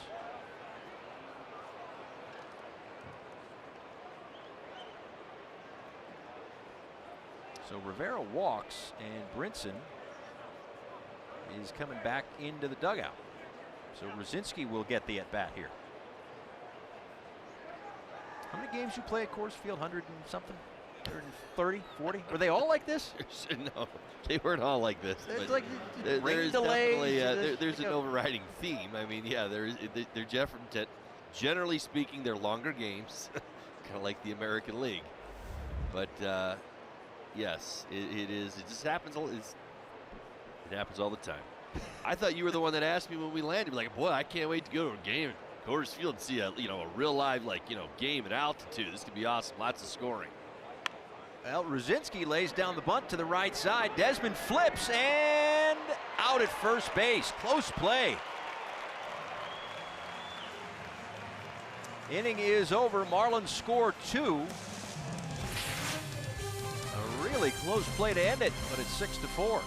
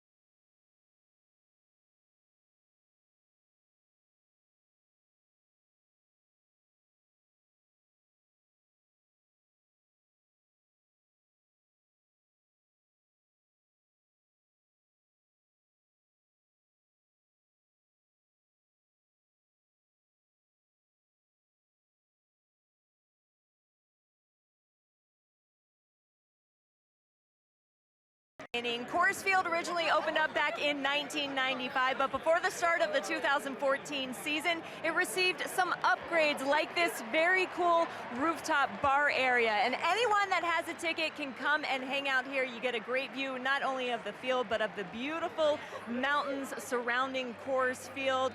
Now you can get a cold drink on a hot day. There are also fire pits downstairs when it's a cooler day. Now guys, I'm just glad it warmed up out here because I was about to ask to get the fire pits going. Holly, you can handle it from here. I got to check that out. What do you got? You mind if I go up there for like 2-3 innings? You done with this game? You're done? Well, I'll watch it from up there. If you want me to score the game from up there, I will. I'm just saying I need to see You want to go that. check in at the rooftop, is what you're saying? Yeah. I got you. Go ahead. Hey, Jess is hanging out. She's hanging out up there for who knows how long. Jack Daniels bar next door. Seems like a fun spot to be. Booth is not so bad either. Nice view from here. I guess I'll stay here. All right. I'm not going to twist your arm, buddy. While I'm in. We'll be sitting next to each other for another 3 hours on the plane, too. Cameron Maben takes over in center field as he hit for J.B. Shuck in the top of the 4th inning. Ruzinski, who attempted to lay down a bunt that almost brought another run home, but was out at first base by a step. Back out there, came on in the 2nd inning. The first batter he faced was Gerardo Parra. It's the first batter he will face here in the 4th. And that one's in there for a called strike. I mentioned it earlier, but didn't give the numbers to back it up, that no matter which way you slice it for Parra, he's one of the hottest players in the Rockies lineup. If you want to go back to April 27th, he's hitting .344, the 3rd highest average in the National League. Lifted to right center field. Anderson checks out the wall, and that one is gone.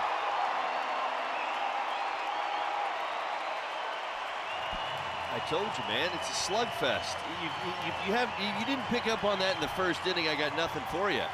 I'm just. So you're going to blame that one on Coors Field and not me saying how hot he was? That's fine. I'll take that. Well, listen, listen, he's driven in runs in 6 games. I mean, Parra, listen, you stop playing for the name on the back because runs are going to get scored.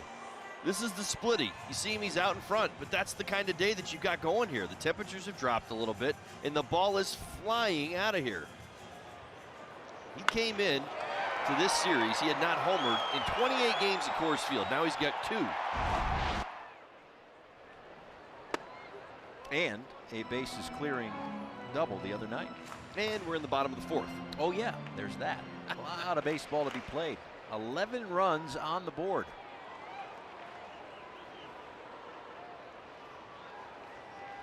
Here is Noel Cuevas. A chopper to Riddle, who gets the big hop. One away.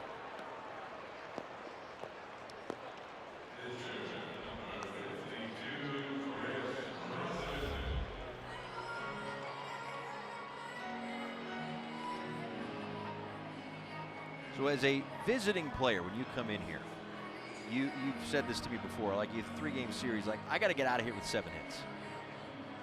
Otherwise, it's you kind of walk out feeling disappointed. Well, you feel like you should capitalize on the field. You know, this field promotes an aggressive offensive approach. If you embrace that aggressiveness, it usually gives you what you want. And you may come in here and say to yourself, I want to get 7 hits, and may walk out of here with 4. But generally speaking, it's like the attention to details. I guess the best way to say it is this: don't give any at-bats away under any circumstances. You get in that box and you're ready to hit. And if they walk you because you're taking balls that are not inside the strike zone. But, like for me, I was a good high ball hitter. That's what I like to do. Anything up in the zone, boy, I make sure I had my A swing ready to roll. Pitcher Chris Russin. See a 1-1 from Ruzinski, and off the glove of Bohr and into right field.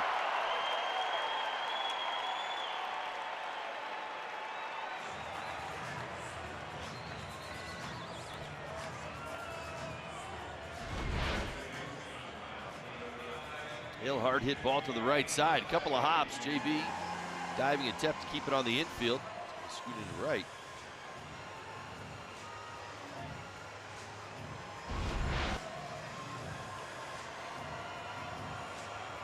So now DJ LeMahieu has reached twice, walked and scored in the first, singled and scored in the third. I shouldn't be surprised. You're saying to yourself, Russin standing on first base with a hit. Now, he's a converted starter. He's actually got a little bit of a resume. It's his 23rd big league hit. Old hat. Well, he's a Rocky vet as well. He's been in that bullpen for a number of years, and he gets a lot of at-bats. I mean, the one thing that starts to happen is that confidence is contagious. It really is. It goes up and down the dugout. Everybody sees it. You're seeing, you know, JT Realmuto doing this, Riddle's double the other way. I mean, everybody starts to kind of pick up on what everybody's doing, and next thing you know, you can't get anybody out. And it goes both ways. Now LeMahieu out to right field. It takes Anderson all the way to the track.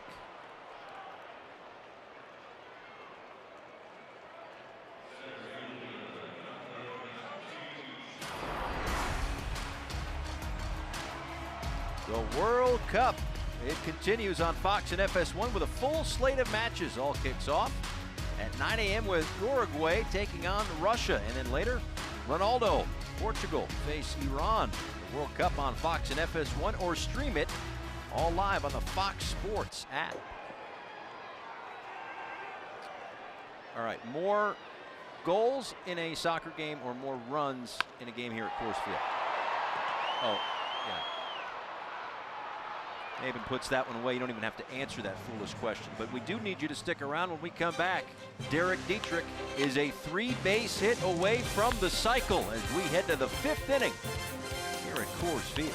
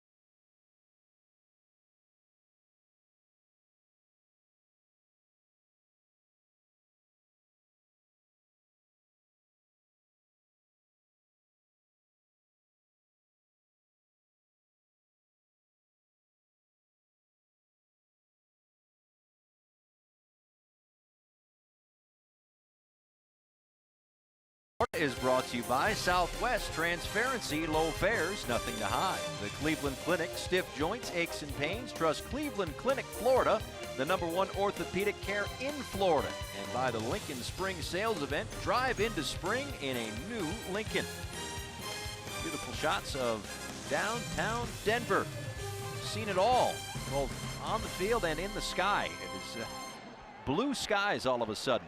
Not the case as we sat through an hour-and-a-half rain delay. And in that hour-and-a-half rain delay, Derek Dietrich tried to figure out a way, how am I going to hit for the cycle today? Well, maybe I'll hit a double in the first inning, a homer in the second, and have a single in the third. And now he is a triple shy of the cycle. He's had 18 three-base hits in his career. And with this surge the last week or 2 weeks, or frankly, month even, up to 300 on the year. Now, you mentioned the 18 career triples, but no triples at Coors Field. Is this the day the Marlins get their first cycle in franchise history? Well, he should be good for at least another 3 at-bats. That's true. That's absolutely true. I mean, we're only in the top of the 5th. That's right. There have been 17 cycles here at Coors Field. Place opened in 1995. There have been 17 cycles at Fenway Park. That opened up in 1912. What are you saying? I'm saying they're a little more frequent here. And the last saying we got a chance. You're saying there's a chance. And the last one, Nolan Arenado. Well, I think of all the numbers that were kind of throwing everybody's way, like the 8 for the Rockies, the fact that all 8 have happened here tells you the story. That's right. Well, first out of the 5th inning. First time today the Rockies were able to get the leadoff hitter out. First time today Dietrich makes an out.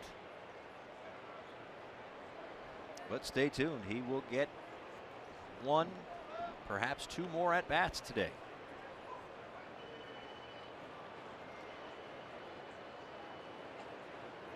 Brian Anderson.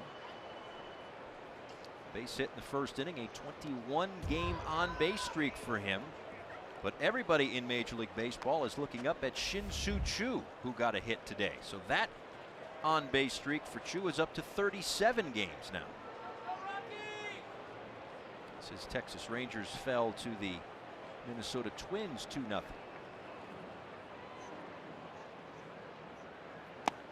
You start. Already you're starting East Coast time, what, 3:10, right? Two-hour difference. So it's supposed to be a 3:10 Eastern time first pitch. Now you sit on it for an hour and a half with a rain delay, and there are becoming a lot of finals around Major League Baseball. Playing out west, you figure that's going to be the case, but going to be competing with the Phillies and Nationals pretty soon. The red-hot Philadelphia Phillies, might I add. They've won 9 of 12. Nationals have lost 9 of 12. Well, and after this game, the Rockies are going to come over and tell the Marlins how much they'd like for them to handle their business against the Arizona Diamondbacks in a 4-game series. I've already gotten some requests. Yes. I had to inform people that I have nothing to do with it. That's right. Guerrero up.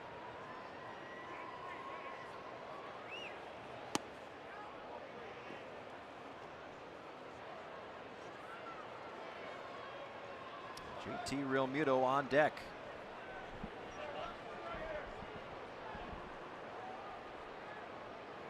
Payoff pitch from Russin.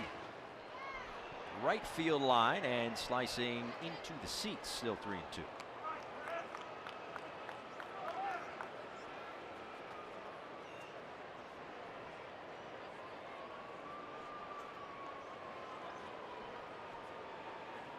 The road trips are part of baseball. We all get that. It is what it is. But that off day that the Marlins had here is the last day off that the Marlins will have until the 12th of July. I think it's upwards of like 20 straight days. So when you think of all that stuff, plus the cross-country flights and who's injured, with Urania on the disabled list right now with a shoulder impingement. Not sure what's going to happen with Caleb Smith, who left today's game after an inning and a third with left shoulder tightness. You know, it's imperative that the starters work deep into the ball game for those days in which the bullpen has to work a little bit more, whether it's, you know, a starter doesn't have it that day or a game goes extra innings. Because if you're getting close to about 20 straight days, that's a stretch. That's a long stretch.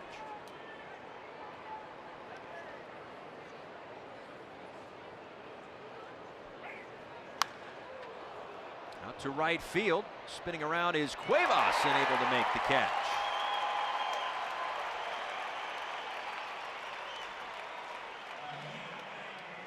Two away for JT Realmuto. Well, we've had a fun time this entire weekend watching JT Realmuto hit. And again, a clinic. You heard him talk about it after the game yesterday, the approach, the big gaps, and wanting to stay up the middle.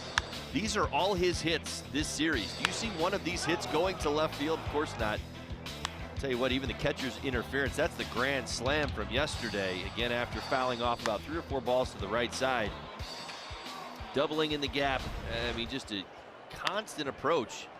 That right there might be the first swing I've even seen him take where he actually looked like he was kind of going out and around a baseball.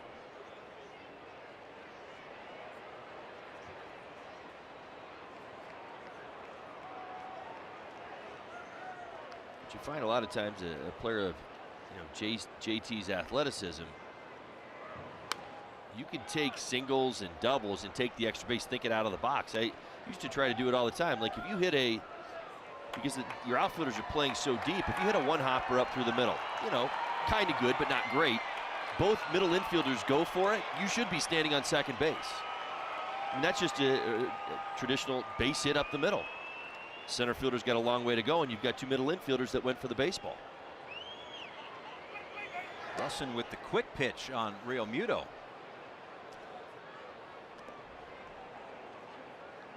Is he still engaged with the rubber when he threw that ball? I mean, from up here, I know I'm a little further away than the home plate umpire, but my goodness.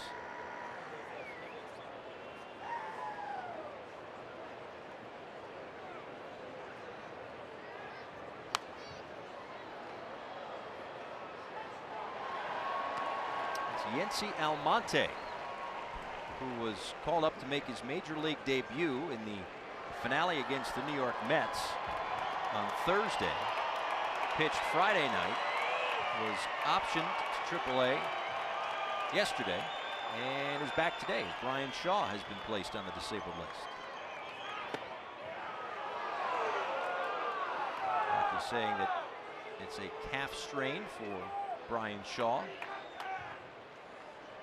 There have certainly been some issues out of that Rockies bullpen, and Shaw has been at the center of it. It hasn't been only him. It's really been everybody but Adam Ottavino. Realmuto comes up empty. A couple of strikeouts in the 5th inning. A 1-2-3 fifth as we head to the bottom of the 5th and Coors.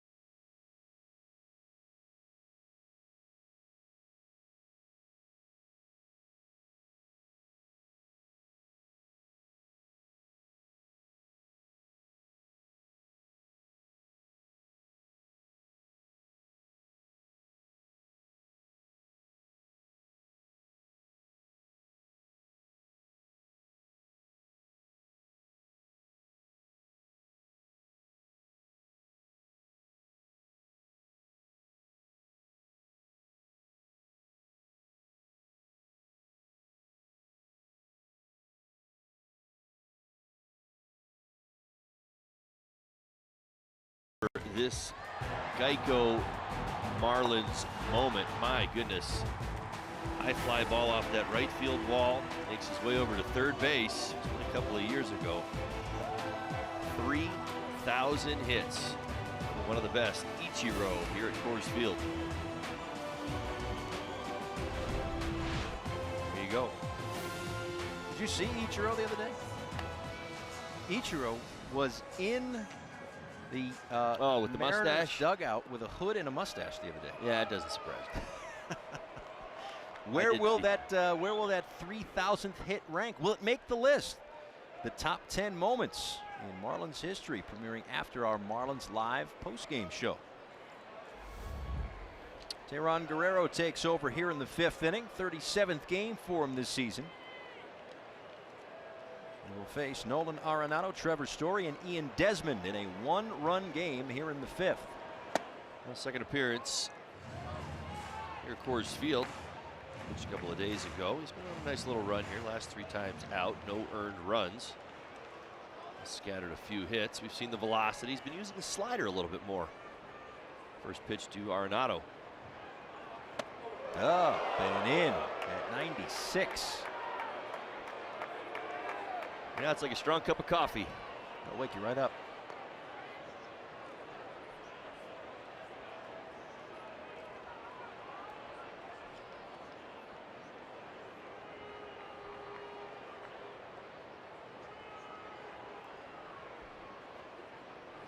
Balls and no strikes, and this one is shot down the right field line.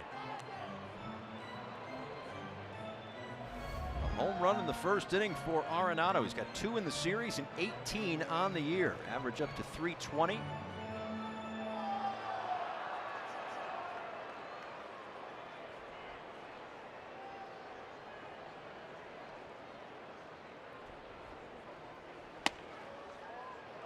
We were talking last half inning with JT at the plate, Real Muto that is, and how he's been using the center and the opposite field so much in this series. And when I say this, there are people at home that are going to go, you're out of your mind. They play like 2 completely different ballparks.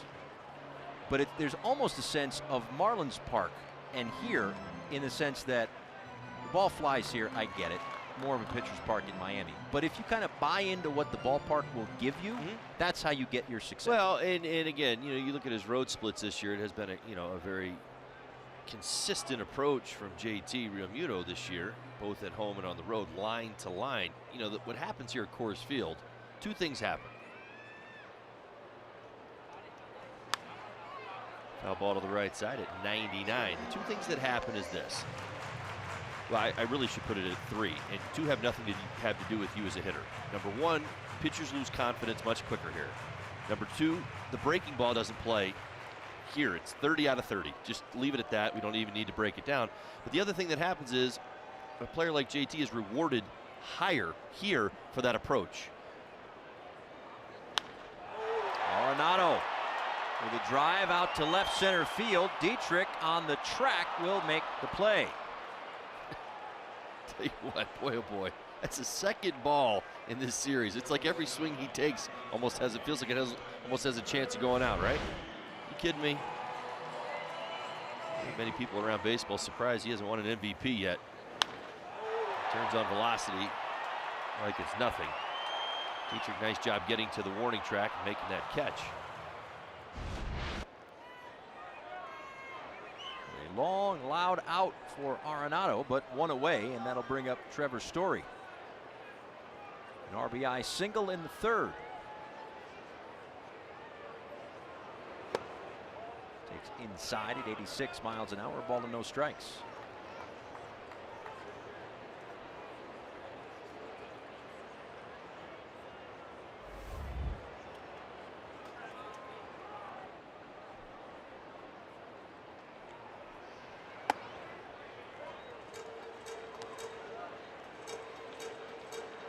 Two RBI single for Story. I think he's 8 on the year. Pretty good chance that he and Arenado are going to go neck and neck all season long. 2 cogs in this Rockies lineup.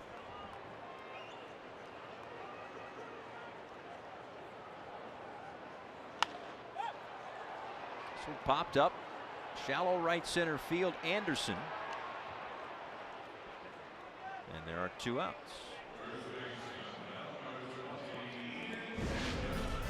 Time now for the Chevrolet Prospect Spotlight. Jose Devers at A-ball with Greensboro, a 5-game hit streak, 10 for 21. A double, a triple, an RBI, 6 runs scored, hitting .292 on the year.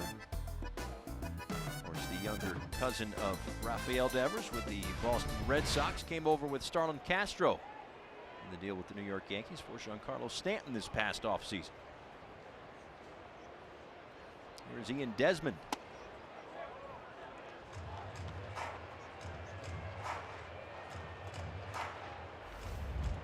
No surprise, Desmond with a walk in the 3rd. 9 walks over his last 4.5 games. You have to imagine that all of that patience at the plate has also led to the numbers. I mean, 15 home runs, 42 RBIs. Mentioned yesterday that between Desmond and Story and Arenado, those 3 guys were 3 of, at last check, 9 players in the National League with 15 and 14. You know what I think it does for Desmond? I think it drives him crazy. He wants to swing the bat. That too. You watch him, kind of his game. He's a very aggressive player. But you're right, on-base percentage has been very good over the last month, up over 400. That's what he wants to do right there. He wants to swing the bat. I mean, he's kind of done that throughout his career. I mean, kudos. He's made some adjustments. Again, we watching that batting average, and I think really as a Rocky, came over last year, disappointed a bit. Off to a good start with the power numbers this year, driving in some runs, and he's a tremendous athlete. Good defender, over shortstop, can hit for power, can hit doubles, can steal you a base, can do a lot of things. And see why the Rockies like him. That's the one thing that he kind of has an issue with, is that over-aggressiveness at times. Just foul over the 3rd base bag. Yeah, one of the adjustments that he made coming over to the Rockies was the position. You mentioned that he used to be a shortstop. He came over here playing a little bit of first base. He's an outfitter, I believe, with the Rangers is kind of where he got back. Finished up. He was the Marlins very familiar with Desmond, saw an awful lot of him as a national.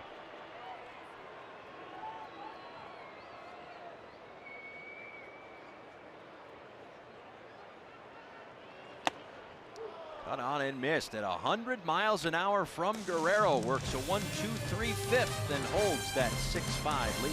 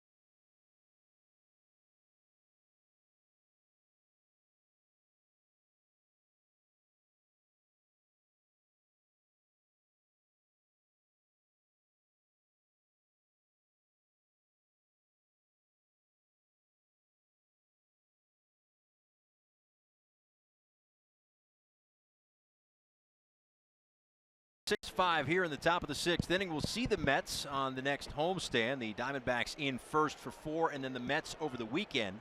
But the struggles have certainly continued for New York. 7-25 since May 21st.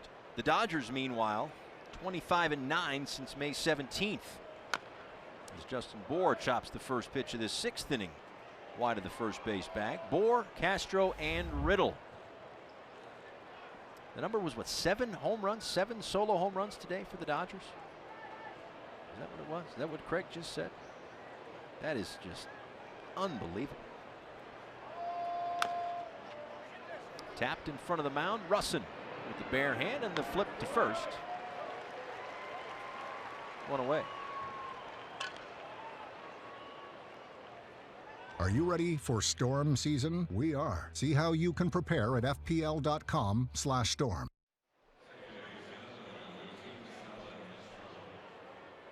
One out for Castro. And to finish that thought on the Dodgers and how they have turned things around. Fortunately, in the regular season, the Marlins won't see LA anymore, but it really shows you how long the baseball season is. We were in Los Angeles toward the end of April, right? And then they came to Miami in the middle part of May. And I mean, it was like the sky was falling on the Dodgers. There's no way they're going to get back in the division and forget a wild card. Maybe this team is doomed. Right. Well, most teams over the course of a 162-game season probably take on at least 1 or 2 different types of personalities. You know, and again, we saw the Dodgers, they were so different. You know, Kershaw was struggling back and forth from the DL. They just got him back. You know, the offense wasn't in gear. I believe we just saw Turner. We didn't see him in both series. In fact, you know, they were trying to figure out what their offense was going to do. He came back against the Marlins in May. Right, but I mean, we missed him the first time. So, you know, I mean, the idea is that you're right. I mean, it's so interesting. You know, ball players will talk at the end of every year. A lot of guys have friends on other teams. Foul ball to the left side, but that's it. You know, you'll have different perspectives of like, oh yeah, you know, we went up against this team, you know, such as, boy, they're really good. And you know, your buddy will look at you like, well, what are you talking about? We played them, you know, in August and September, and they were a totally different team. I think Diamondbacks are going to be a fun conversation for you and I over the next few days just because of that. We saw the Diamondbacks just the beginning of the month. We were trying to come up with a formula for why they couldn't hit at home. Yeah. One of the most dynamic offenses in baseball over over this month of June. And guess who's back? Paul Goldschmidt. That's my oh my. What did I say to you this morning? OPS over 900 already.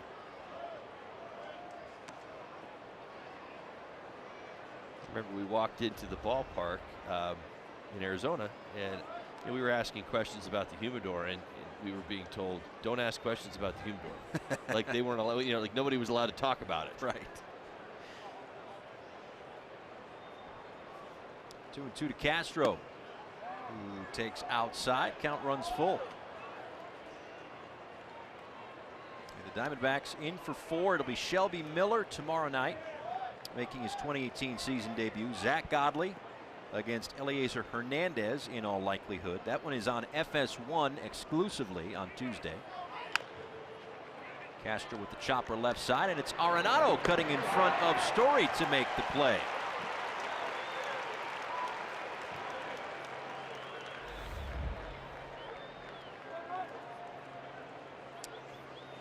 Straley tomorrow night.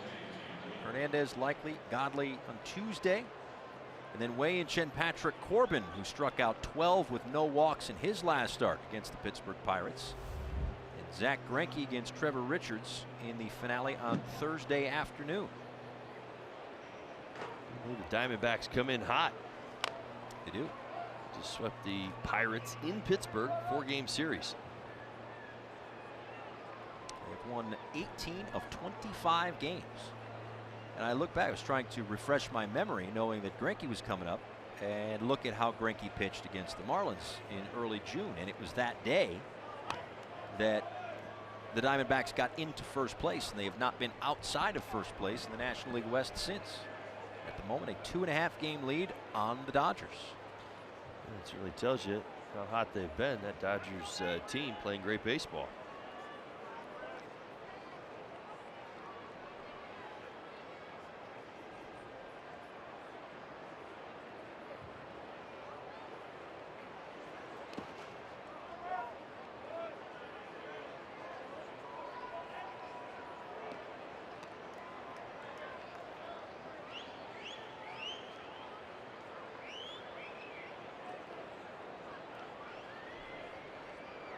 Russin came in after 3 1/3 innings from Herman Marquez. 9 hits, 6 runs, 5 were earned.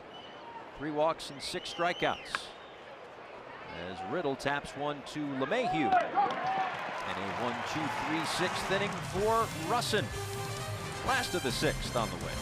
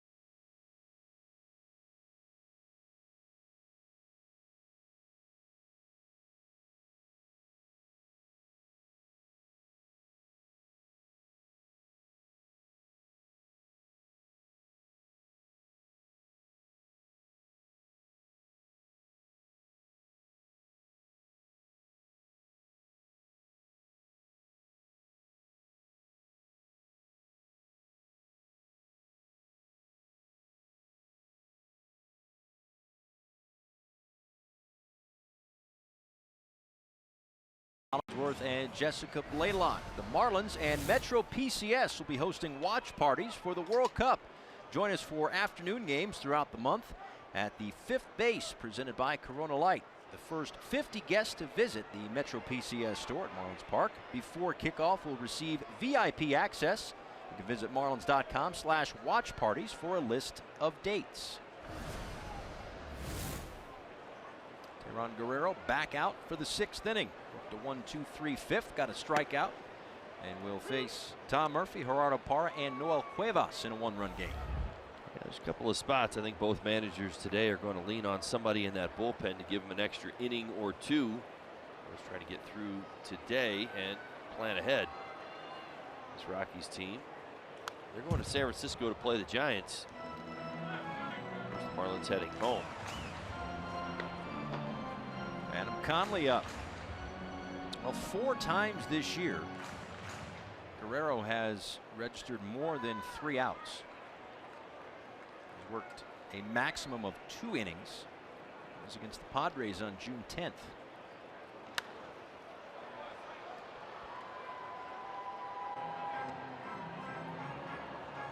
So see what kind of length or outs, and is that really it, right? You get to Coors Field and you're really counting outs at a certain point in time. 1-run game, 6th inning. Is that kind of where Mattingly's at right now? No. You're not counting out. In fact, you're kind of expecting there to be a little bit more. I mean, I know both bullpens have settled down over here in the 5th and 6th inning so far, but you know, you're trying to manage not only your relievers but manage the moment, manage each pitch as it comes. But you're leaving yourself, you know, room. I mean, a 1-run lead, yeah, that's fantastic. But think that you're going to get, you know, 12 more outs and that's going to be that. I mean, sure, listen. That would be fantastic, but you're not betting on it.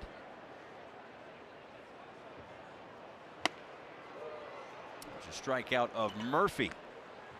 Back-to-back strikeouts going back to the 5th inning for Guerrero. 1 away here in the 6th. Another strikeout out of the bullpen for Teran Guerrero. 48 of them. Those strikeouts in the National League among relievers. And then, of course, there's Josh Hader, who's just in a completely different stratosphere. And Adam Ottavino, 4 ahead of Guerrero here in the ballpark. There's Gerardo Parra, home run in the 4th inning. close the gap to its current 6-5 state as he steps away from that one. 1-0.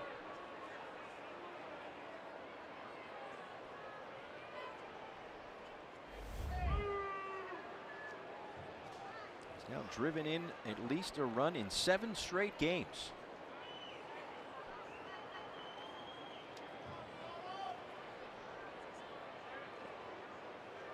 Three-year, $27.5 million deal with the Rockies. Prior to the 2016 season, a club option for next year.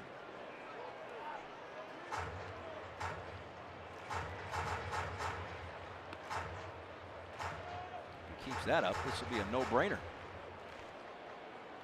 Going for a couple of months now. Around 350. Oh, okay. I was wondering, you talking about the RBI streak? Oh, that? Yeah, no, he is not. That'd be like 80 straight games. Right, it'd be a lot. I mean, it'd be a lot. It's like the old Sports Center. I forget who it was. Kenny Mayne. He's one of those, you know, clever guys. That's his 12th home run. Not in today's game. That'd be some kind of a record.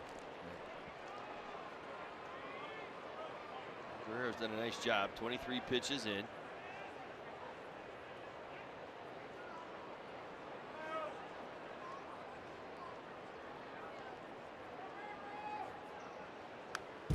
Just got a piece.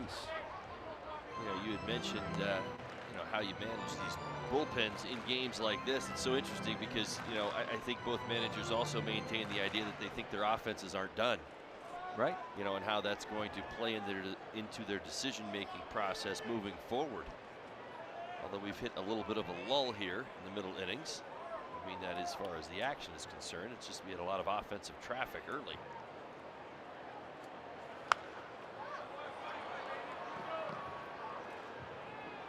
First pitch of the game. Derek Dietrich with a double down the left field line. 3 runs in the first for the Marlins. Rockies answered back with 2 of their own. Really no surprise that runs being scored early here at Coors Field. Derek Dietrich, a 3-hit day, is a triple shy of the cycle right now. So he got it started and will be due up 4th in the 7th. And Parra can't hold up. Another strikeout for Guerrero. Absolutely love it. Good to see Guerrero trusting those secondary pitches to the point where he's bouncing the ball in the dirt. It's what he wants to do right here. Look at JT going a little Benito Santiago for us behind home plate. Look at that right leg out there to get a little bit lower. Nice job picking that on the backhand, keeping the ball in front. Getting a tough out. You mentioned it. Parra's really been swinging it. A couple of home runs in the series. 3 consecutive strikeouts for Guerrero. Here is Noel Cuevas.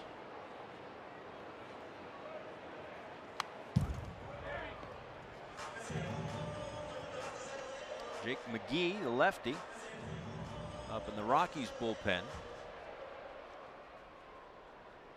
this point, they've gotten 2 2/3 from Chris Russin, Chris Iannetta in the on-deck circle. One of the 3 catchers on the roster for the Rockies. 0-2.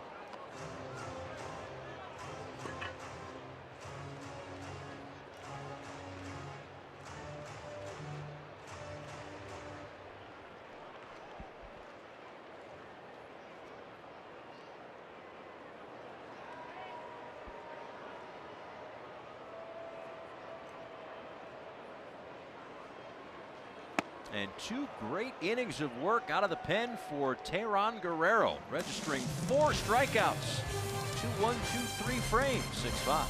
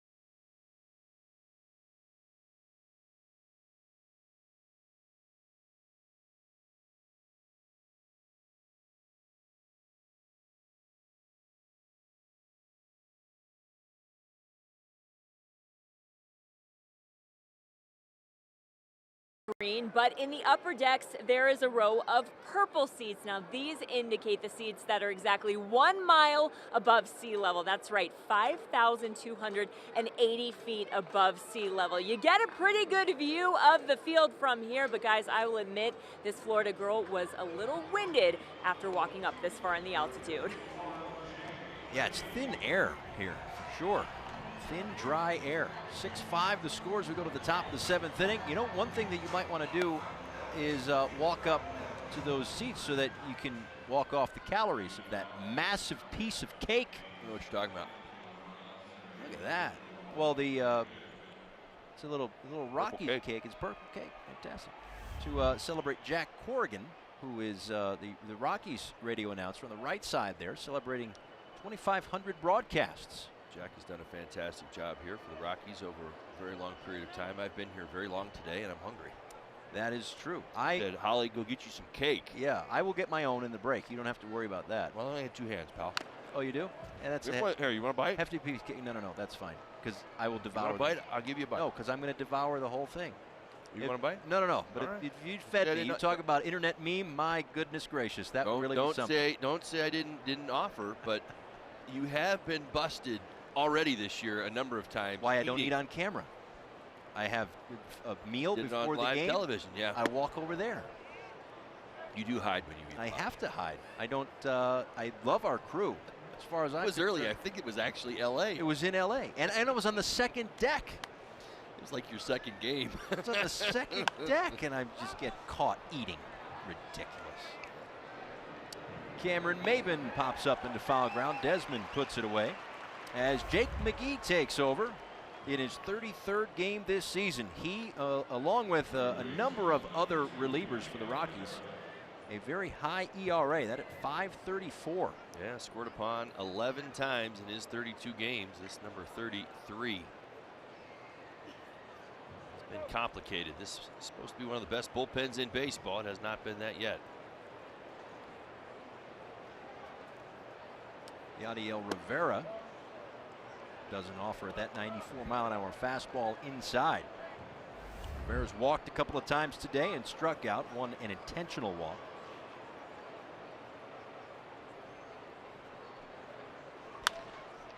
And slaps one to first base off the glove of Desmond. Sharply hit again by Rivera, who was aboard with 1 out in the 7th. On for the 3rd time this afternoon. Doing a nice job out of the 8th spot in the lineup, earning himself more playing time. Continues to work on going the other way. Pretty good example of it right here. That fastball off the outside corner. Hard contact to the right side. He's got his first hit of the day.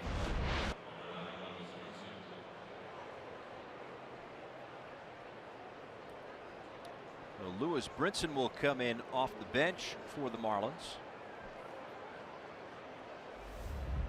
0 for 8 in the series. Overall, the month of June has been a much different month for Brinson. Still looking for his first hit in this series.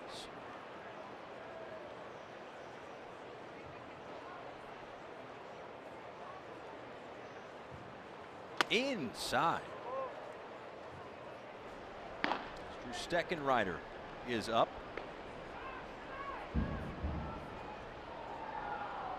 Steckenrider pitched the 8th inning of last night's ball game. And I think that's kind of what I was getting at when I said, do you count outs? As Rivera was off, Brinson fouls it back. Do you count outs in a sense of not like, oh, we got to keep it at 6-5, but just like, there's 12. I have to figure out a way to get 12 outs somehow, or now 9 outs. I mean, you kind of work backwards. You look where Arenado is, to obviously the top of the lineup, and see, how do you get it so that, Bear Claw's facing him. I mean, those are the matchups. That, maybe there's a little bit of that going on, but I don't think it's really about counting the outs, so to speak, just because it's Coors Field. I mean, everybody's vulnerable here. There's nobody that, remember early on, back in the day, late 90s, they were thinking super bullpen, high velocity, high octane, Lake Street Bombers. There was a lot of that going on even back when this ballpark first opened, and trying to figure out how it would work here. The idea was always, at least my understanding, and again playing here, watching Buddy Bell, Clint Hurdle manage to get your best relievers going against the other team's best hitters, no matter how you created that dynamic. So a lot of times it wasn't always the idea, this guy's going to get, he's our closer, and only pitches the 9th inning. That was the idea that I think really started to kind of get pulled out a little bit more.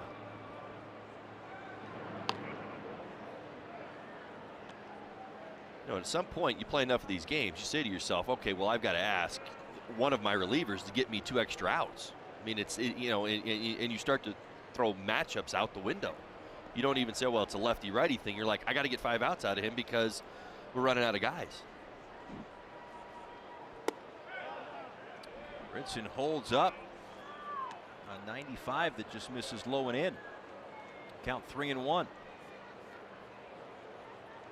2 innings of work from Guerrero, 4 strikeouts for him. Certainly did his job today. Game in which Caleb Smith started. Brinson with a drive out to left field. Mara's back at the wall, and it's off the wall. Rivera being waved around from third. The throw from Story is not in time. And over to third goes Brinson. Didn't miss a home run by much, but a big insurance run here in the 7th inning. How about Rivera? Great swing of the bat by Brinson, but Rivera running the bases, just perfect timing, able to save a couple steps around third base, and he makes it in by, well, about 1. Let's take a look at that swing once again. Fastball inside part of the plate, off the wall, just above the padding, but kind of into that cage right there, that little fencing that they've got, which is in the field of play. Now watch Rivera. This is a read. This isn't just a clear go with 2 outs. Once he sees the ball down, he's off to the races. This is where I got impressed. Great turnaround third. Look, he is nearly 1 step away from the infield dirt, the base path dirt right there. Not a big, long turnaround third base. That gets him in. An RBI triple for Lewis Brinson. And now can this man get a triple? Who is at the plate right now? Derek Dietrich. A triple would complete the first cycle in Marlins franchise history.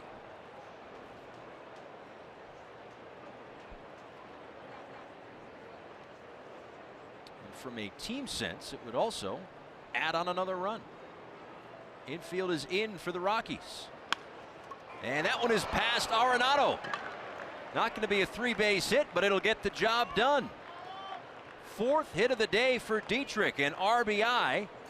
And the Marlins lead it 8-5.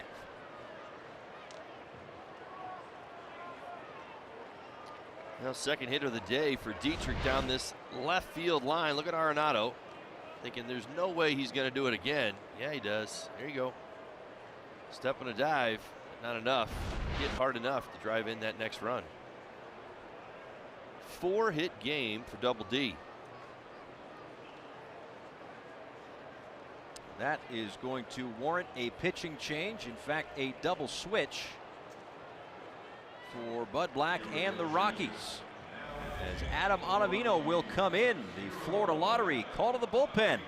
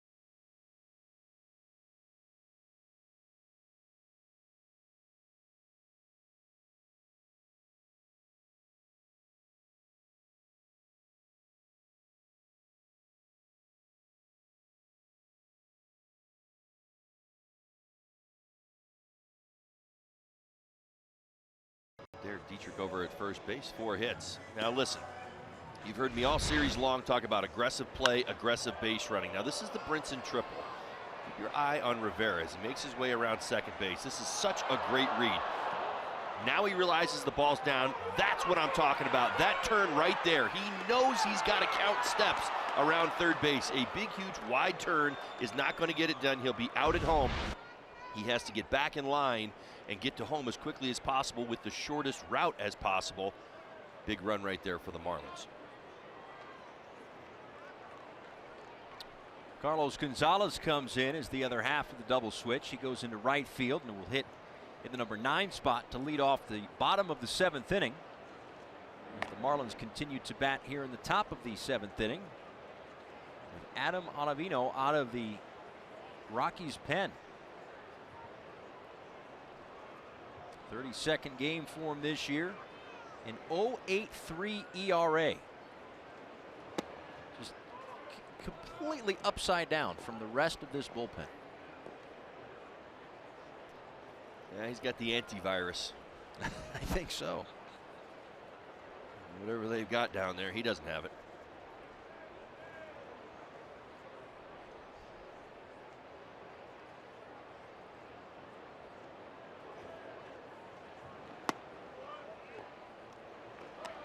Outside to Brian Anderson. A hit in the first inning, came around to score. Strikeout, ground out, line out, 1 for 4 today.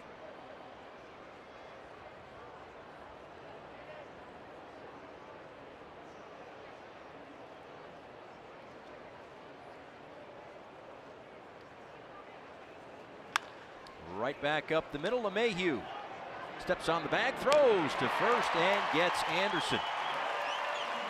But a big inning for the Marlins. Well, big enough to at least tack on to their lead. It is now 8-5.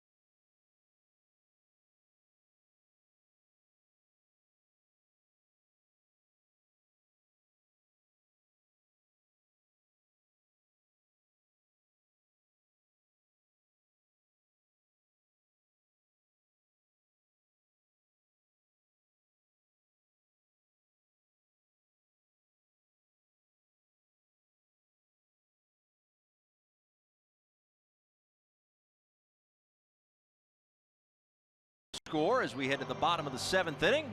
Singing "Take Me Out" to the ball game here as some changes for the Marlins. Lewis Brinson stays in the ball game, got the pinch hit, and he moves over. He stays in the game in center, and Maben moves over to left field, and that takes the place of Derek Dietrich. So in fact, there will not be another at bat coming up potentially in the 9th inning. We saw Drew Steckenrider loosening for the Marlins. In fact, it will be Adam Conley out of the bullpen for Miami to work the 8th inning.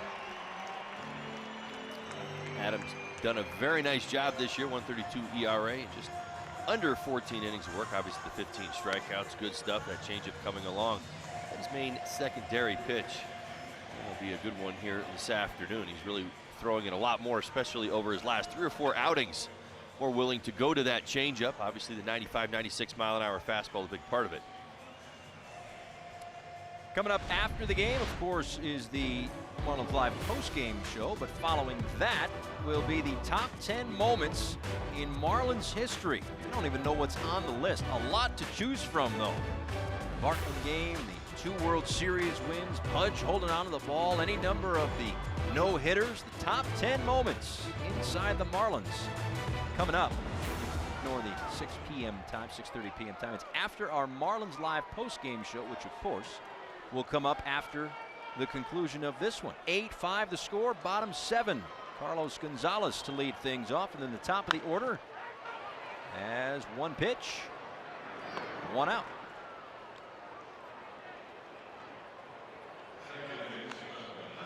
Yeah, you mentioned Steck getting loose. Conley kind of heated back up again rather rapidly when Cargo got double switched into the ball game, because now it sets you up. You got 2 lefties coming up. He gets Cargo, who he just got out, obviously a hitter away from Blackman. So advantage Marlins as far as matchups are concerned here in the later innings. 1 out for LeMahieu, who's reached twice tonight.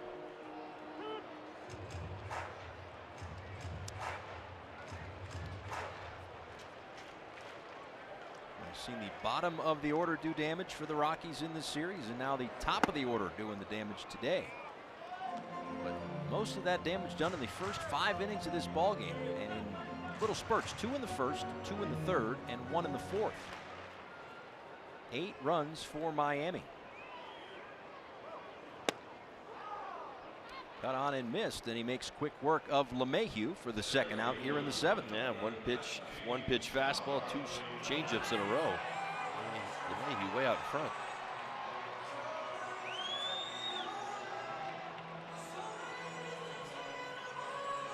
The more of these threatening hitters that you can face with nobody on base. I mean, it sounds like a broken record, but that really is the game plan for survival if you've got a multi-run lead.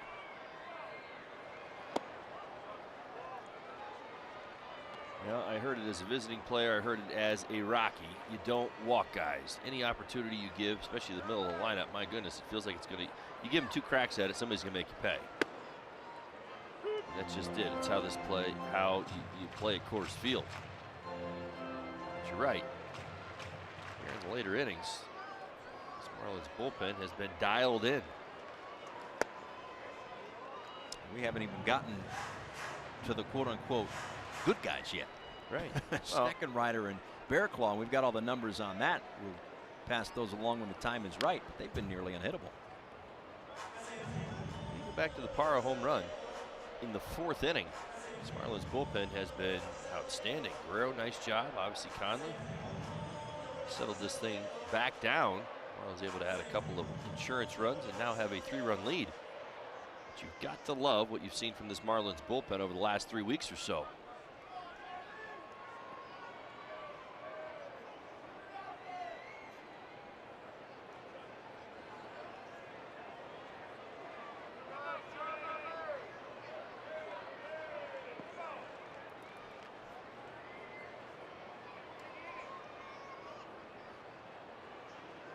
Swung on and missed, strike 3. Back-to-back strikeouts for Conley as he sets down Blackman to end the 7th inning. A 3-run lead for Miami.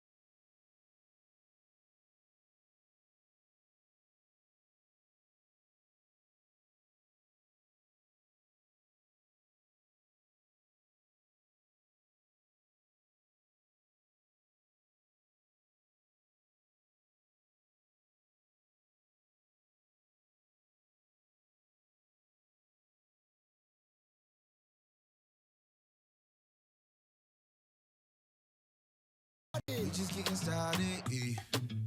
We just getting started. Looking at my real girl, ain't nobody in my way. We the best. We just getting started.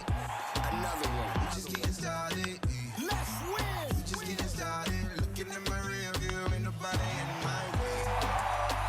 Hands up. Let's go.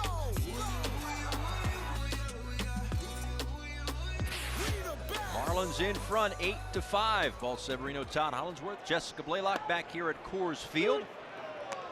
Adam Conley, a crisp bottom of the 7th inning. A couple of strikeouts for him. Continues to do the job out of this Marlins bullpen. 8-5 lead now. He figured Steck in the 8th and Bearclaw in the 9th. There's a strike to JT Realmuto. Now, you and I both have raved about Ottavino's work so far this season. He's been the one in this Rockies bullpen that's done a pretty commendable job. He's got a very good slider, uses it the most, actually uses it more than his sinker, but that's his arsenal.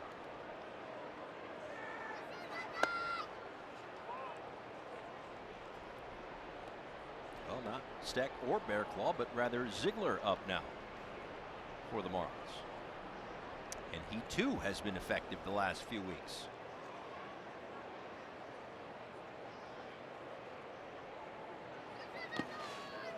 Blocked by Murphy, 2-2.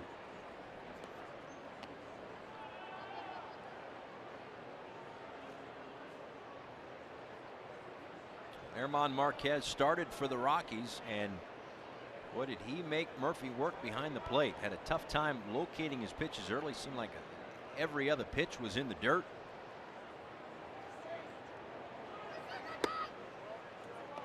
Marquez lasted the first 3 1/3, 9 hits, 6 runs, 5 earned, 3 walks, 6 strikeouts.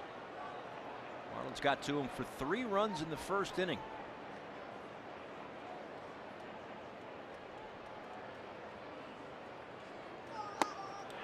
Cut on and missed, strike 3. Watch every out-of-market regular season game live at home, in the office, or on the go with MLB.tv. Subscription includes MLB at Bat Premium, allowing you to watch live baseball on your favorite supported devices. Blackout and other restrictions apply. Visit MLB.tv for details. There's Justin Bour, a 2 RBI single in the first inning. Another hit in the second. Also walked in the 4th and tapped back to the mound in the 6th.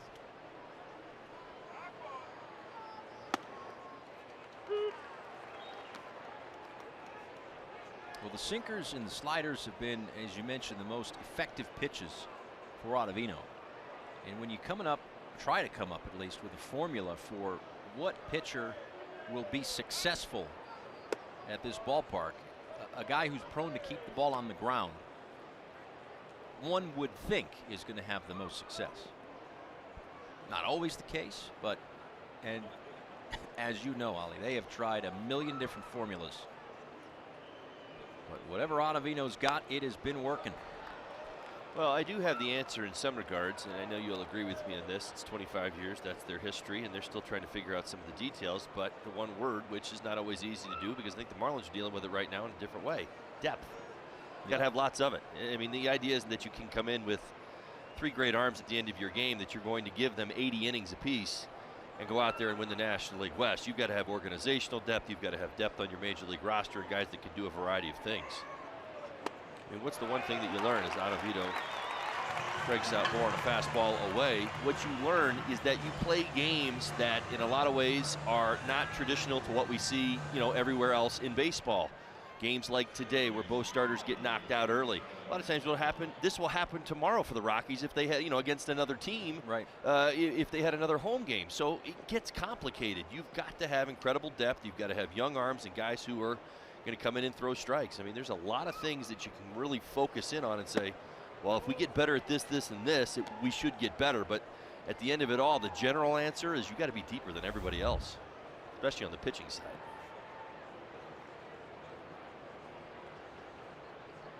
Starlin Castro now to see a 1-0 pitch, rather. That one's fouled off, 1-1. And again, I agree with you wholeheartedly, and that's what makes this nugget so fascinating is that the Rockies and the Astros, the only two teams in Major League Baseball that have used the same 5 starting pitchers all year.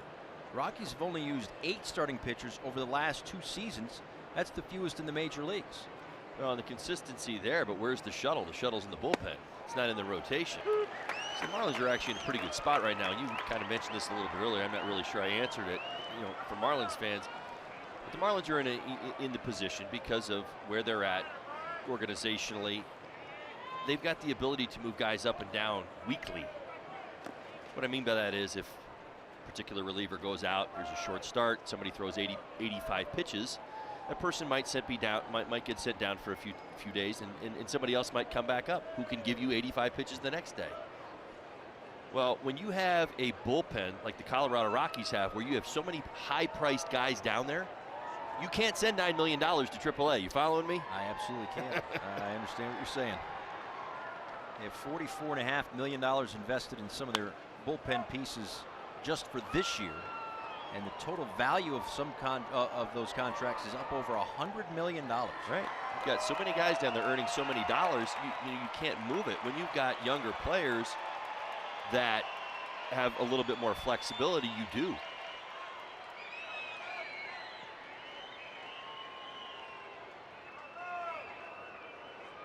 Two balls and 2 strikes to Starlin Castro.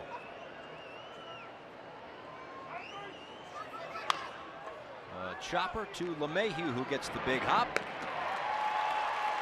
And we head to the bottom of the 8th inning with the Marlins up 8-5.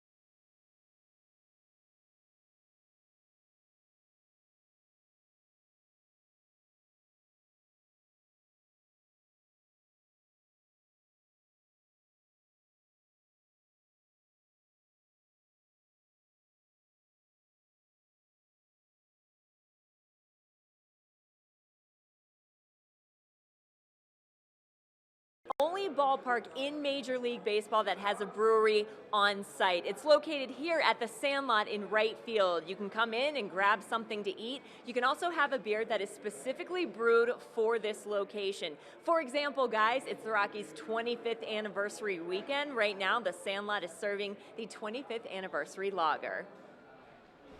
Very cool, Jessica. Thanks so much. Yeah, a lot of cool things around this ballpark. And to think that it is the 3rd oldest ballpark in the National League. Of course, you have Wrigley and Dodger Stadium. And then there's Coors Field. And outside of that upper deck in right field that I believe Jessica said earlier, 2014 season, they took out seats and put in a couple of bars, rooftop type stuff up there. Other than that, hasn't been much change, which to me means they got this thing right the first time. Yeah, that's absolutely right. It's a beautiful ballpark. Beautiful field. They take very good care of it, and his fans continue to pack the seats. Good attendance throughout the weekend. Did you enjoy your cake? Oh, I'm still working on it. Oh, I see. Yeah, Yeah. it's all good. Yeah. There will be. It was a good pick-me-up, though. Yeah. I didn't really wake up this morning and account for an hour-and-a-half rain delay. Yeah, I don't think anybody did. I figured by this time we'd be just about ready to take off. And that's not the case. Well, there's some unfinished work to do here at Coors Field. Marlins need 6 outs and you'll get your wish.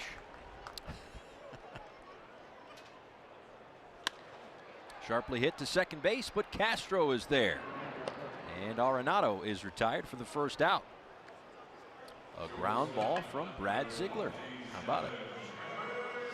At the conclusion of this ball game, Craig Minervini and Jeff Nelson have the Marlins Live postgame show presented to you by WB Mason.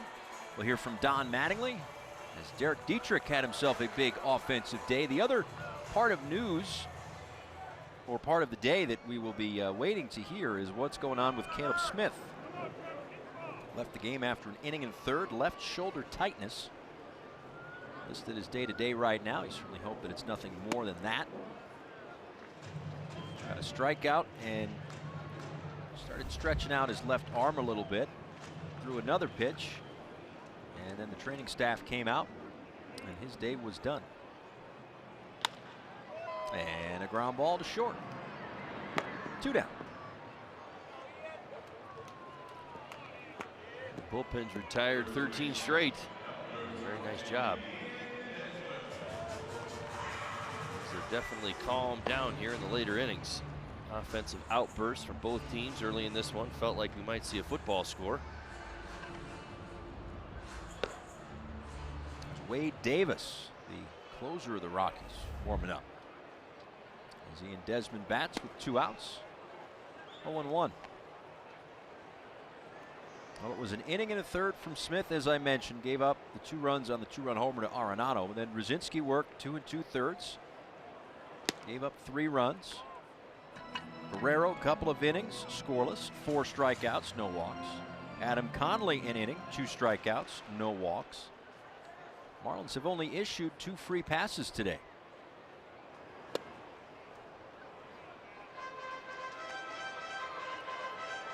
And they have surrendered 6 hits.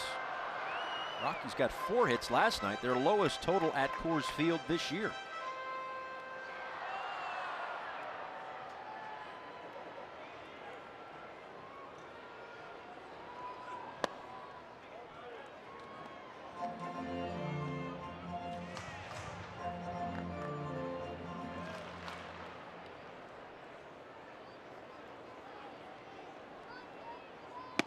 Swung on and missed, strike 3.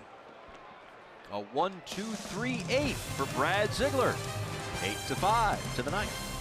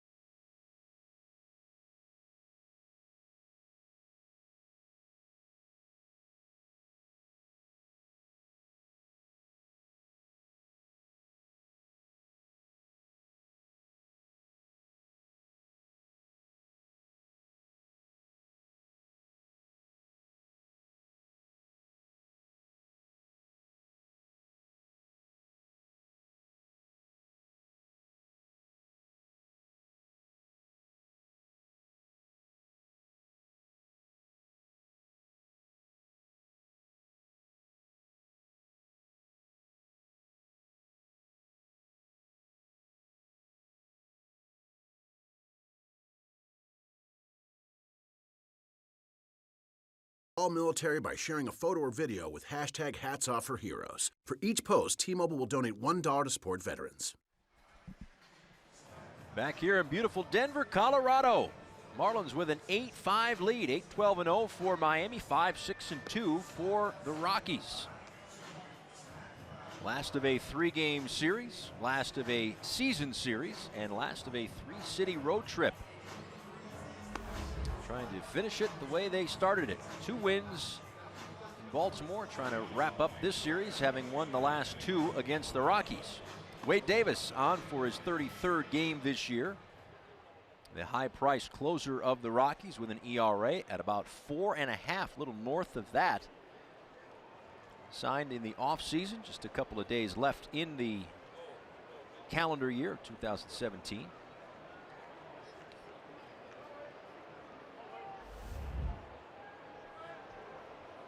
Three years, $52 million. Well, he's tied the National League with 21 saves, but this is not a save opportunity.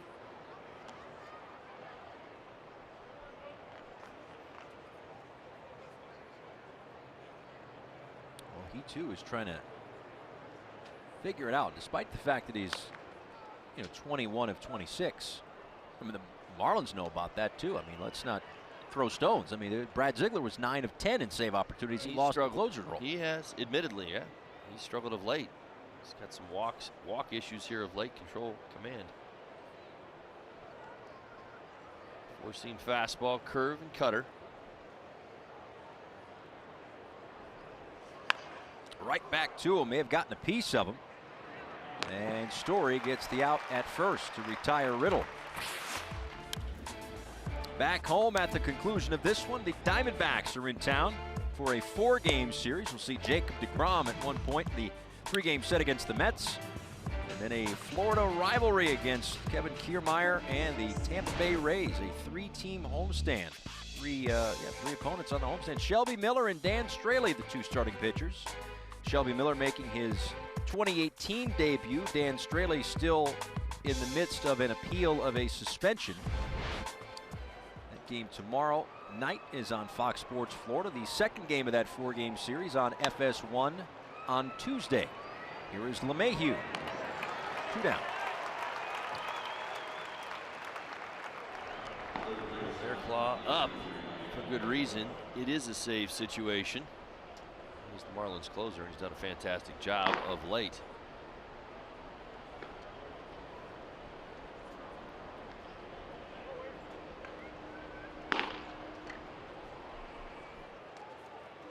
Claw on his way, hopefully, to the Midsummer Classic. Wade Davis 3 times an All-Star.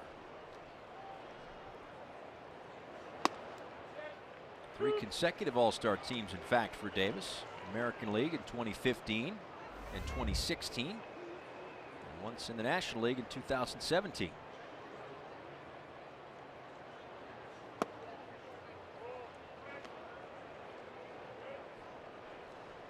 10th season of his career. Of course, won a World Series with the Royals in 2015.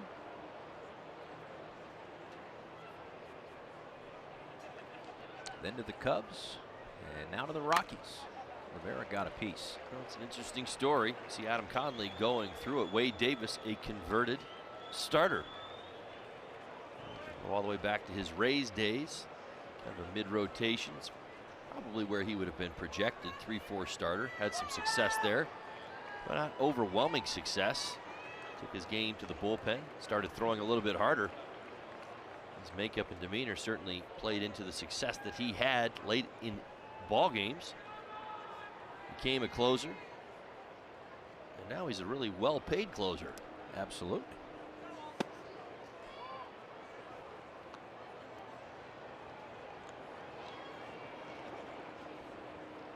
I think to say throw in is a bit harsh, so I won't use that term, but I don't think that he was the premier piece of the trade. It was either James Shields or Will Myers, but he has certainly made a name for himself. 8-5.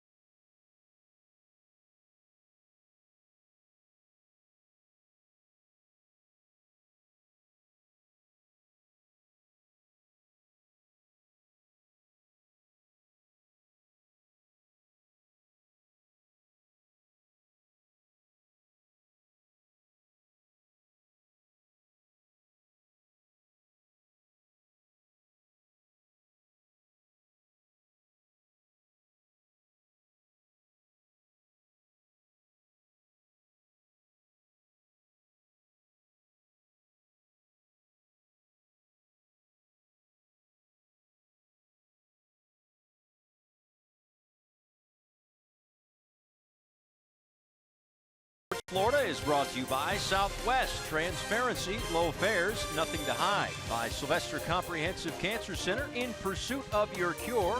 And by your South Florida Honda dealers.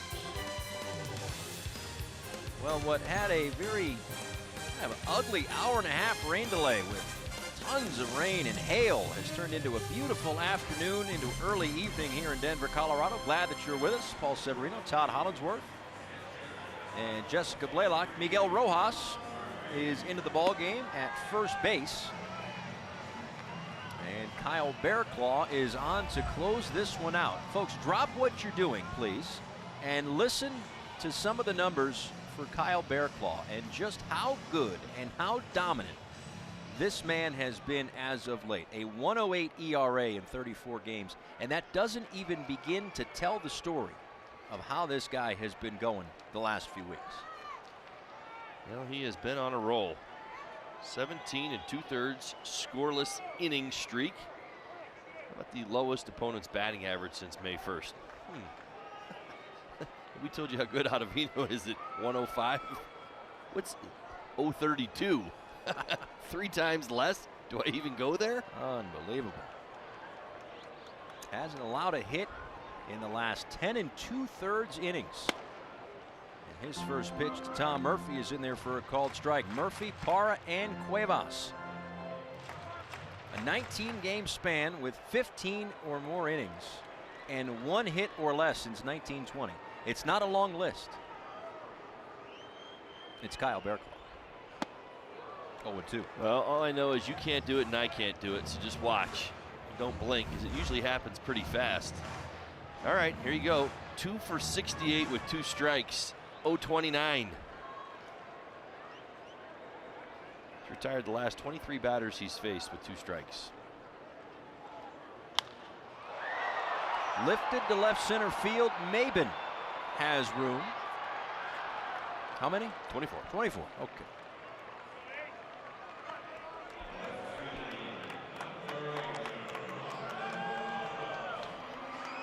Yeah, I mean, we're beyond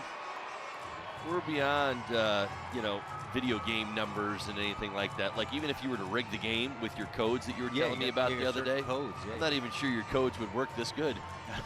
I don't think so. I don't think so. 5 games as the closer, 7 saves, 18 opportunities in his career. Kyle, come into the office, please. Listen, we've decided that we're going to give you the opportunity to close again. Okay, Skip.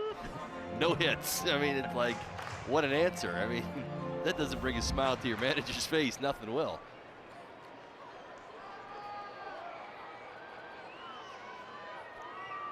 Oh, 0-1 to Gerardo Parra. Doesn't even get to 0-2. Somebody's got to get to first. It'll be Bearclaw. 4-1 on the putout. And maybe that's what's been so interesting about Bearclaw and this incredible run that he's been on. I mean, we've watched, I certainly have watched quite curiously over the last 2 seasons. You know, late last year really started working on a changeup, and now the changeup confidence is there. But you know, when you kind of game plan against him, 2 years ago, even early on last year, the idea was throws hard, sneaky fastball, really good slider. So you were dealing with a 2-pitch arsenal. Now you're dealing with a 3-pitch arsenal, and here's the kicker. He trusts all 3 pitches. It's not, well, if I get ahead, I'll throw you the changeup down in the zone. He'll throw it at the beginning of a count. He'll throw it at the end, and then he's got the fastball and the dirtiest slider in the game to go along with it.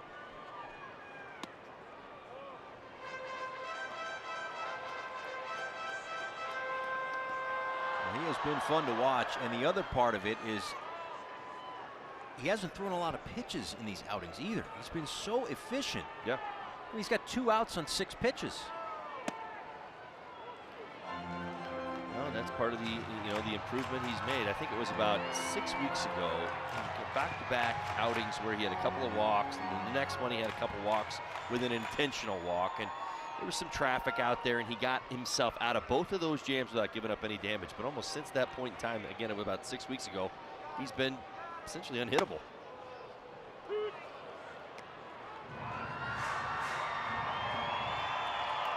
You say essentially unhittable? I think there's 1 hit in there. Well, there's no hits in the last 11 1/3. So Right. Well, I think there was one like right after it. I'm just kind of going off my internal clock here. right. Being According to the facetious numbers, with how just dominant he's been. Absolutely. Well, I mean, according to the stat, this bat is officially over, I believe. Was that not a strike last pitch? No, they checked down, no swings, so That's 3-1. My bad. Chris Iannetta off the bench for the Rockies. Pops this one up.